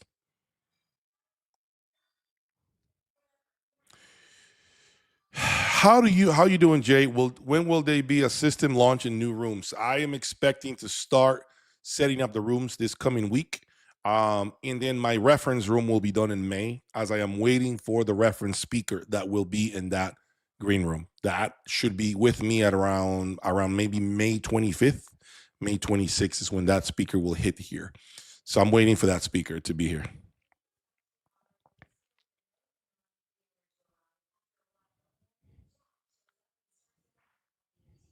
What about Legacy Audio, Jake? No real experience with Legacy Audio Fetish, unfortunately. I don't really have any experience with that. Okay, let's see here. Mike from Sonco Studios. Distribution company is Luxury Hi-Fi Distribution. Having a different team, the Chinese wall, so you can effectively develop a top dealer network is key. Absolutely. You got somebody there selecting the right dealers, right? David is your right hand guy trying to find trying to find qualified dealers to sell your products. So I agree the importance of dealer network. Too many distributors are distributors in name only and have no dealers or next to none. I know one distributor who only brings on the worst, smallest dealers so they can't take direct sales business. Yeah. That's what I'm saying. It's a catch 22. As a distributor, you can also have ill intentions for the brand and not even know it as a manufacturer. These prices are approaching stratospheric levels, are going to eat us alive. Dealers, distributors, customers, and manufacturers. Audio Odin, you're not wrong by saying that prices are just skyrocketing, right, at all levels. You're not wrong. And if I'm being frank with you, this is the reason why I think my business is very successful, because I sell secondhand stuff. Yep, because of that. And by the way, with that comes a price increase in the secondhand market as well. Because remember, if the MSRPs are getting more expensive, so is my price for these secondhand items. So they're gonna keep rise. They're gonna keep getting more expensive and more expensive over time. Okay, EMM Labs says, here's our position on our partners in one line. Concentrated effort on marketing and presence, collaboration, communication, and honesty is more important than the end game of sales. Couldn't have said it better myself. I don't disagree with you. I do not disagree with you at all with that. And you guys are doing great moves and have a great strategy in place. Hopefully 2026 brings you a ton of business. And also remember one thing while you're here, EMM Labs. I want to make sure you guys hear me out in front of my audience. Okay, it's important that you hear what I'm about to say. Don't do the same thing that other brands are doing. Okay, avoid it at any cost, and that is crazy price increases. That's your biggest calling card. That's your biggest calling card. Okay, when others are pricing themselves out for the regular end user, you become that much more attractive. Remember that every single day. I understand there are things you can't control. Look, I understand that the cost of materials and you guys build everything in house. I understand things will get more expensive for you guys, But do not do what these brands are doing, jacking up prices 15, 20% in one shot. Avoid that. Okay, that's what you want to avoid. It's normal to have a 3, 5% increase every year. That's normal. That's nothing, there's nothing wrong with it. But maintaining that great price performance proposition, I think it's your biggest weapon against other hi-fi brands. Will the South Carolina audio shows become relevant again? Music to die for. I couldn't tell you because I have never attended a California show. I would love to if I had a reason to go there for business, but I don't really have any partners or anybody there that would sit down and talk to me about business, right? That would make sense for my brand. One of the most elitist brands, FM acoustics. Is there a way to try to compare with others? On the other side, Wadax. Well, Geo, look, I don't really have any opinion on FM acoustics. I've never owned it. Don't really know if they are a good or a bad brand. Couldn't tell you. I know they're very pricey. I do know that. Don't know how much of that really translates to a great sounding product. But I know very few people, if any at all, that own the brand. And as far as I think Wavac or Wadax, I don't want to assume it's Wadax, so I don't want to start talking about Wadax if you meant Wavac. Do you believe the 760 can be at the same level of a 725 in terms of preamplification? It's identical. You have a 760 solution DAC, and you don't really have a need for a 725 unless you have a need for like other inputs, like what the preamplifier the 725 has. Other than that, 760 will be more than plenty, and you will never miss a 725. Very entertaining and informative live chat. Thank you. See what Mike is saying. I saw some really good budget friendly stuff at Axpona. The new Cambridge audio speakers, Pylon speakers, and others. Yes. These affordable propositions are becoming a lot more enticing for a lot of end users. There's no denying in it. Now, the only problem, and I think you would agree with me on this high Suncoast Audio, and I want to keep it open and real raw with my audience. Here's the issue with super affordable audio stuff, okay? And all of you, my watchers, okay, please hit the like button, subscribe to the channel, okay? I'm going to give you another piece of information that you guys may not know, and I think you need to understand, okay? Hit the like button, okay? It's free, please, free. Um, when you sell stuff like Cambridge Audio, when you sell stuff like Marantz, when you sell stuff like Onkyo or brands like that or that level, right? That's not to say that they don't make good products for the money. Now, these are more mass produced items. Okay. They're not bespoke products like Magical, Wilson, right? And Past Labs, products that are built to order, right? These are pretty much in a box, ready to ship. When you buy a Cambridge product, I'm sure these are not built to order. I'm sure these are hiding somewhere in a warehouse, ready to ship. Here's the issue with that. When you are a dealer for brands like that, the challenge becomes greater. And this is the reason why many dealers do not want to carry such affordable products that could be great products for the money. You are competing against Amazon. That's a never ending battle. You'll never win against Amazon. You are showing up to a gunfight with a BB gun. You'll never win against Amazon. So as a dealer, it makes no sense to carry Cambridge Audio because the average Joe will buy it from Amazon and have a 30-day return period and free shipping. Do you see the challenge there? Do you see why dealers cannot embark on having Cambridge Audio, even though it's a great product? Sometimes the competition of the bigger retailers makes it that much more difficult. If I'm a dealer and I display a Cambridge DAC streamer and you come and listen to it, you could easily go straight to Amazon now and buy it after you heard it in my location, in my place, and return it after 30 days. I cannot survive as a small box retailer. Small retailers cannot survive with returns. They're boutique locations. It's not something that's feasible for them. You see what I'm saying? And so those are things that you have to understand why dealers, hi-fi dealers, don't embark on selling good affordable product, because you cannot compete against Walmart or Amazon or eBay, whatever the case may be. You cannot. You'll never win that battle. You'll always lose, and people will use you as a evaluation place, a place where you go listen to the product, because clearly Amazon doesn't have any actual locations with the product displayed. So you go to your local dealer, waste their time, and end up buying from Amazon. So remember that.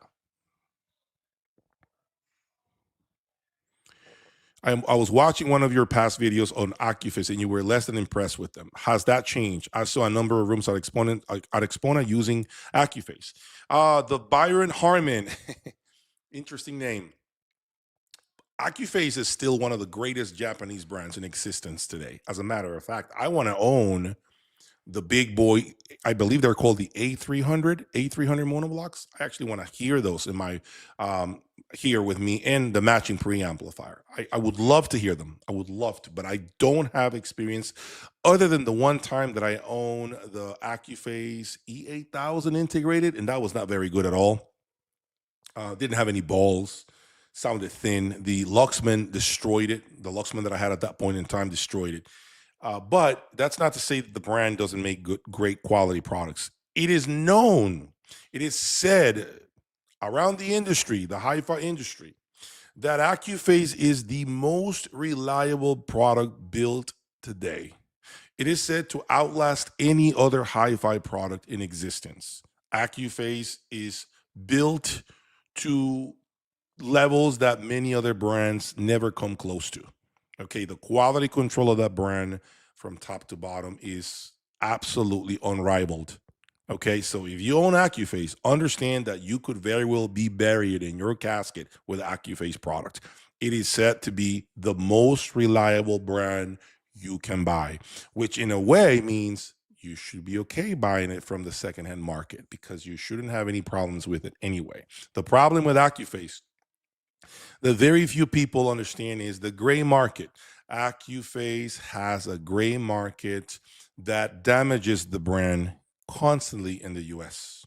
Because again, you got those players that want to be ballers, but they're not ballers, they're just players that want to sit up at the poker table in Vegas with the big high rollers, knowing that they only have $1 to their name, but they want to play, Russian roulette with the big high rollers that have a $1 million hand in front of them.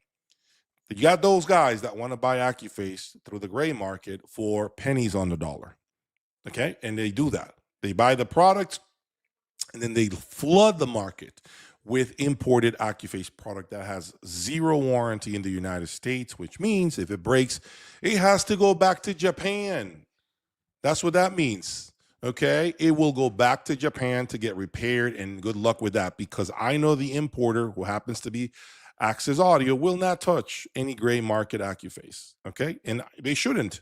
They shouldn't touch any AccuFace, a great product from AccuFace. Okay. You want to save money? Deal with people overseas then, which I'll leave for a separate video. Two stories from two audiophiles that got taken out. Two audiophiles reached out to me, met me at Axpona to tell me this story, what they went through, because they wanted to save some money and buy stuff from Europe. Wait until I tell you those stories on the next video, on a future video. Just wait. Stay tuned for that. Don't worry, Jay Amadeus is too smart to do stupid things. I'm sure he's a smart man. That's why the brand is flourishing, is blooming. Couldn't agree with you more, Jay. Thanks for saying it. We won't be doing that flow ever. Great. I'm glad that you agree with me. I'm glad that you see what I'm saying.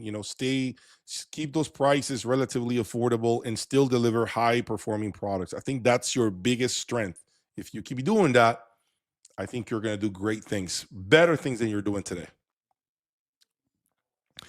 Did you get to listen to the Momentum Z monoblocks? Here's my opinion on the Momentum Z monoblocks, okay? The Momentum Z monoblocks is the latest and greatest creation from Dan D'Agostino.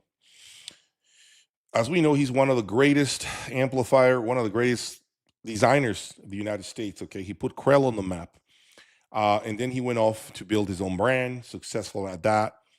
But this new Momentum Z, I heard that with the Sonos Faber loudspeakers, okay? And I gotta say, I was more than pleasantly surprised by those amplifiers. That amplifier had grip, musicality that I normally don't hear oftentimes through the earlier generations of the Dan Agostino line of products. Whoever designed it, and I understand it's a new team that designed the Z series, the new Momentum series, whoever did that did a fantastic job with this product. This new direction, this new Dan Agostino sound, to me is absolutely a step in the right direction. I enjoyed every minute of it when I heard it with the Sonos Faber. I think it was the Supreme or something like that. Sonos Faber. I was very impressed, very impressed. So I can definitely see myself listening to some Dan Agostino Momentum Z's. If you have a chance to listen to them, I don't think you're going to be disappointed if you listen to those Momentum Z's. Okay, let me see. I mainly experience high-end speakers through you. So I really appreciate you listening with Estelon and have always wondered how they compare to other Akiton-based brands. I mean, Estelon is a great brand. I mean, I'm not going to sit here and say it is not. The look, obviously, is a matter of opinion. It's a different looking product. It doesn't look the same as regular speakers that we normally see. But that could be a great thing because you're looking for a, a, a speaker that looks different. But I will say again, it's a very refined sounding speaker, but the placement, the setup is tricky. Make sure you connect with a dealer if you are buying an Estelon speaker. I strongly suggest you buy from a dealer because the dealer needs to work that and it's very labor intensive. Okay, so hi again, Jay. I saw you last Sunday on the Magical Club Lounge. Told you that I love your videos and I walked away. Thank you. I think I remember you. I mean, a lot of people walked up to me to, obviously follow me and to, say nice things to me. So thank you for walking up to me and really giving me the time of the day, man. It means a lot to me. Jay, you are the gray market. Yeah, man, right? I could very well be the gray market. Absolutely. Now, there's a difference, remember, between the gray market and me, right? Because the gray market is stuff that essentially from AccuFace is stuff that comes through New York and then it makes its way into somebody's home. I primarily buy stuff that's here from the US, so I end up buying and reselling. But that's not the same. Gray market is just, I wouldn't call it illegal imported goods because it's not nothing illegal about it, but I would say it's stuff that was imported by someone else other than the importer of the brand. Are in the rooms of most audiophiles you've seen just as bad as the model as the hotel rooms at shows? I always hear the excuse and blame that the hotel room was bad and then the gear sounds bad. Well, yes and no. Some audiophiles take their listening rooms very, very like what do you call seriously, right? And so I can say that not every room, not every audiophile is the same way. But I will say this to you, okay? At Axpona, we had great sounding rooms. We did definitely had great sounding rooms. But the truth is, if I'm being serious here, most audiophiles don't give a shit about their rooms. That's the truth. That's the truth. Honest to God truth. They don't give a shit about rooms, and that's the biggest problem because they end up throwing more money at their systems. They end up throwing more money to try to improve the performance, only to realize that their biggest enemy is their room. So you are correct by feeling that way, that sound rooms at shows could be probably just as bad as audiophile rooms. You're not wrong. How does someone get warranty service on Great Market Solution new items bought from your website? Someone gets solution. No, you don't. You don't get any warranty. You gotta go overseas, right? No brand is going to deny service to any products. Remember that. You're not buying stolen goods. I want to make sure you say that, regardless of the brand, right? You're not buying stolen goods. You are still buying legit product. It's just that the channel to get a repair is different. Luckily, I am a business, so I'm not some Random dude that imported stuff from some random channel, and then you're left out of luck, right? All of my solution shit, all of it that I have for sale is working 100%, and I stand behind my products. Now, Alexander, if you can't afford it because you're broke, that's a different story, my friend. Okay, so don't come around here saying, how does one get repair for gray market stuff, right? Don't say that, because maybe you can't afford it and I can't help you there. But if you're buying through me, I put both of my balls on the table when it comes to supporting the end user. Just don't come around hustling me and nickel and diming me, because if you nickel and dime me, you're out of gas with me. That's all I say. But if you're buying through me, trust me, you have more than a safety blanket with me. Okay? So, but just make sure you come with money. If not, I don't have time for you. All right, let me see. Who else? Let me see. Okay, here. How would you rate the Mola Mola DAC against the much more expensive DACs you've heard? Mola Mola is a great price performance proposition. Many of you have known this already. The Mola Mola DAC for the money is very difficult to beat. You can find a Mola Mola DAC for approximately $7,500. And then soon after that, in order to really improve the performance of that DAC, where you can say, wow, I'm blown away, you're going to have to spend north of $30,000. Okay, that's just a fact. So for the money, it's a really good DAC. Jay, are you planning to bring Chi-Fi products? No. Audio fetish, that is not my cup of tea, man. I cannot embark on bringing Chi-Fi products. You want me to tell you why I don't want to do that? Why don't I bring Chinese product, cheap Chinese product on my channel? Let me make sure I word this correctly, because I don't want to offend sensitive personalities out there, and I know there are many of you watching right now. Okay, I'm gonna tell you why. Because I don't want that type of customer. That's the best way to put it. I don't want to deal with that type of customer. These are customers that want perfection, that want responsiveness, customer service, take your pants down for the best price. I don't want that. I don't have any interest. I have better things to do with my time. And this is the reason why I don't want to deal with Chinese, affordable Chinese stuff. It's too time consuming. Do you think it's a coincidence that a lot of the high-end dealers don't put more normal priced products in their store? It's because of the customers. It's because of that type of personality that walks through the door. If you charge peanuts for an event, you're going to get monkeys as your audience. Do you catch my drift? If you charge peanuts for an event, monkeys are coming to watch your event. I don't have time for that shit. I really don't. And again, me keeping it 100%. No one here should take that personal. I'm keeping it 100% with y'all. Jay, love your videos. This one has very good information. More of these behind the scenes. Saw your videos and other, looks like a lot of rooms had subwoofers. Are your 2 rooms going to have subwoofers? I believe my 2 rooms, maybe one will have subs. 1 room should have subs, actually, now that I think about it. Thank you for reminding me, man. I had forgotten about the subs that are in crates. I may have to use them. So yes, not both rooms. 1 room will. What product room surprised you the most at Axpona? I think this is an easy one for me. And I'm going to choose a product that is not expensive, okay? Which is abnormal for me, but I'm going to keep it real, okay?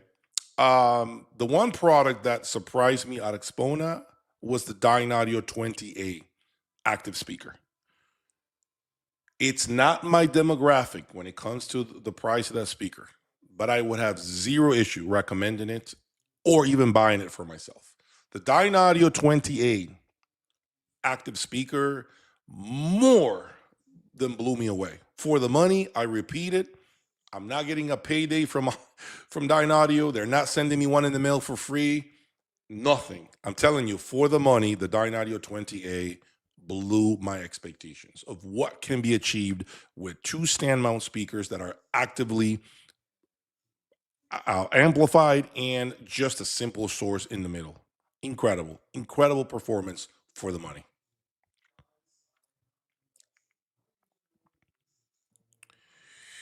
Better bad dealer and excellent manufacturer service than the opposite. Yep. Would I review the new Andrew Jones field coil speaker? As I mentioned earlier in this video, if you are just getting here to this live stream, I've been on air for 2 hours and 45 minutes. You owe it to yourself to go back to the beginning and watch the beginning where I go out there and disclose some interesting information behind the scenes from Axpona. Okay, when I end this live stream, go back to the beginning, grab a cup of tea, a drink, food, whatever. You need to watch the first 20, 30 minutes because I give you two situations that happened at Axpona, and those are very important. You need to watch this. Okay, about this loudspeaker, I said it earlier. I plan to review it at some point. I'm going to buy it out of my own money and I'm going to review it. Don't know when, but that's coming. Give me probably the fall of 2026 and you will see it as I did in the past with the MoFi Source Point 10. Remember, I plan to do the same thing with this Andrew Jones speaker. I have to. So your videos of the top rooms you picked up, but you didn't rate them. I think the best speaker, again, John, as I said earlier, I did already answer that question. You probably were not watching since the beginning. Go back to the beginning of the video from the beginning. Everyone watching me, again, I have answered a lot of these questions. It's important that you guys watch the beginning of the video. A lot of great information within the first 20 minutes of this video. The best room that I found at Axpona for me would have to go to Vitus and Estalon. Okay. To me, that's the best, but it was $2.1 million. The exhibitor told me $2.1 million. The reel to reel is like 60 grand. The amplifiers are a massive amount of money. The speakers as well, the cables, crystal cables, that speaker was through the roof. That whole system, was through the roof. Okay. So to me, that was the best. But again, that's not to say that the other rooms that I highlighted are not great. they're just, different levels, but they're amazing sounding rooms. Okay. So with that said, folks, we have been on air for 2 hours and 48 minutes. I really appreciate your support. I appreciate you all watching me. Thank you for saying hello to me at Axpona, to all the exhibitors that are watching me or that are going to watch me soon. Thank you for talking to me. You guys did a fantastic job. I'm proud of all the work you put in. Every room sounded fantastic, in my opinion. I have no complaints, nothing negative to say about the show. Show promoters as well. Incredible work. I applaud you all. Let's just try to fix the situation with people drinking in the rooms. That should not be allowed. And also consider the possibility of perhaps inserting some security guards there because it's 12,000 people there. Okay. A lot can happen. A lot can go wrong.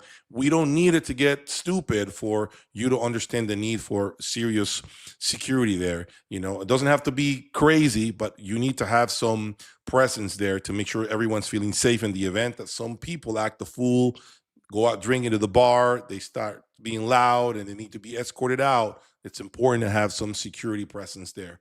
Okay, I didn't see any security. Maybe there was, but I didn't see it. So if there was security there, please accept my apologies. I just didn't see anybody. I didn't see anybody. Okay, so when this took place, what I shared in the beginning of this video, okay, I didn't see. If there had been a security, the exhibitor would have immediately told the security, get these guys out of here, and they would have gotten them out. Okay, no exhibitor should be trying to get into a fight with any attendee of any kind or getting in some sort of stupid scuffle. There's no need for that. There should be security handling these things. Okay. First time live. Great, Jay. Awesome, man. Thank you for your support, guys. Again, I appreciate you. Stay tuned as I am already making content from inside the room. I am beginning to put together my racks, and pretty soon you will get to see the terracotta room first. fully done before we move on to the reference room, which will be showcased in the month of May, because I am waiting for my reference speaker for the green room, which will be here hopefully by May 25th, May 26th. Okay. I need to get that speaker inside before I can open doors to the green reference room. As always, make sure you check out my website, jaysaudiolab.com, for ultra hi-fi gear for sale. If you have anything to trade in, you know I'm willing to put together a deal. Just make sure you understand your equipment is valued at trade-in value, not AudioGone or eBay prices, okay? Trade-in value, okay? I got to make money on your trade. It's business, okay? That's just how it works. Until next time, this is Jay's Audio Lab signing out. I'll talk to you guys soon. Peace.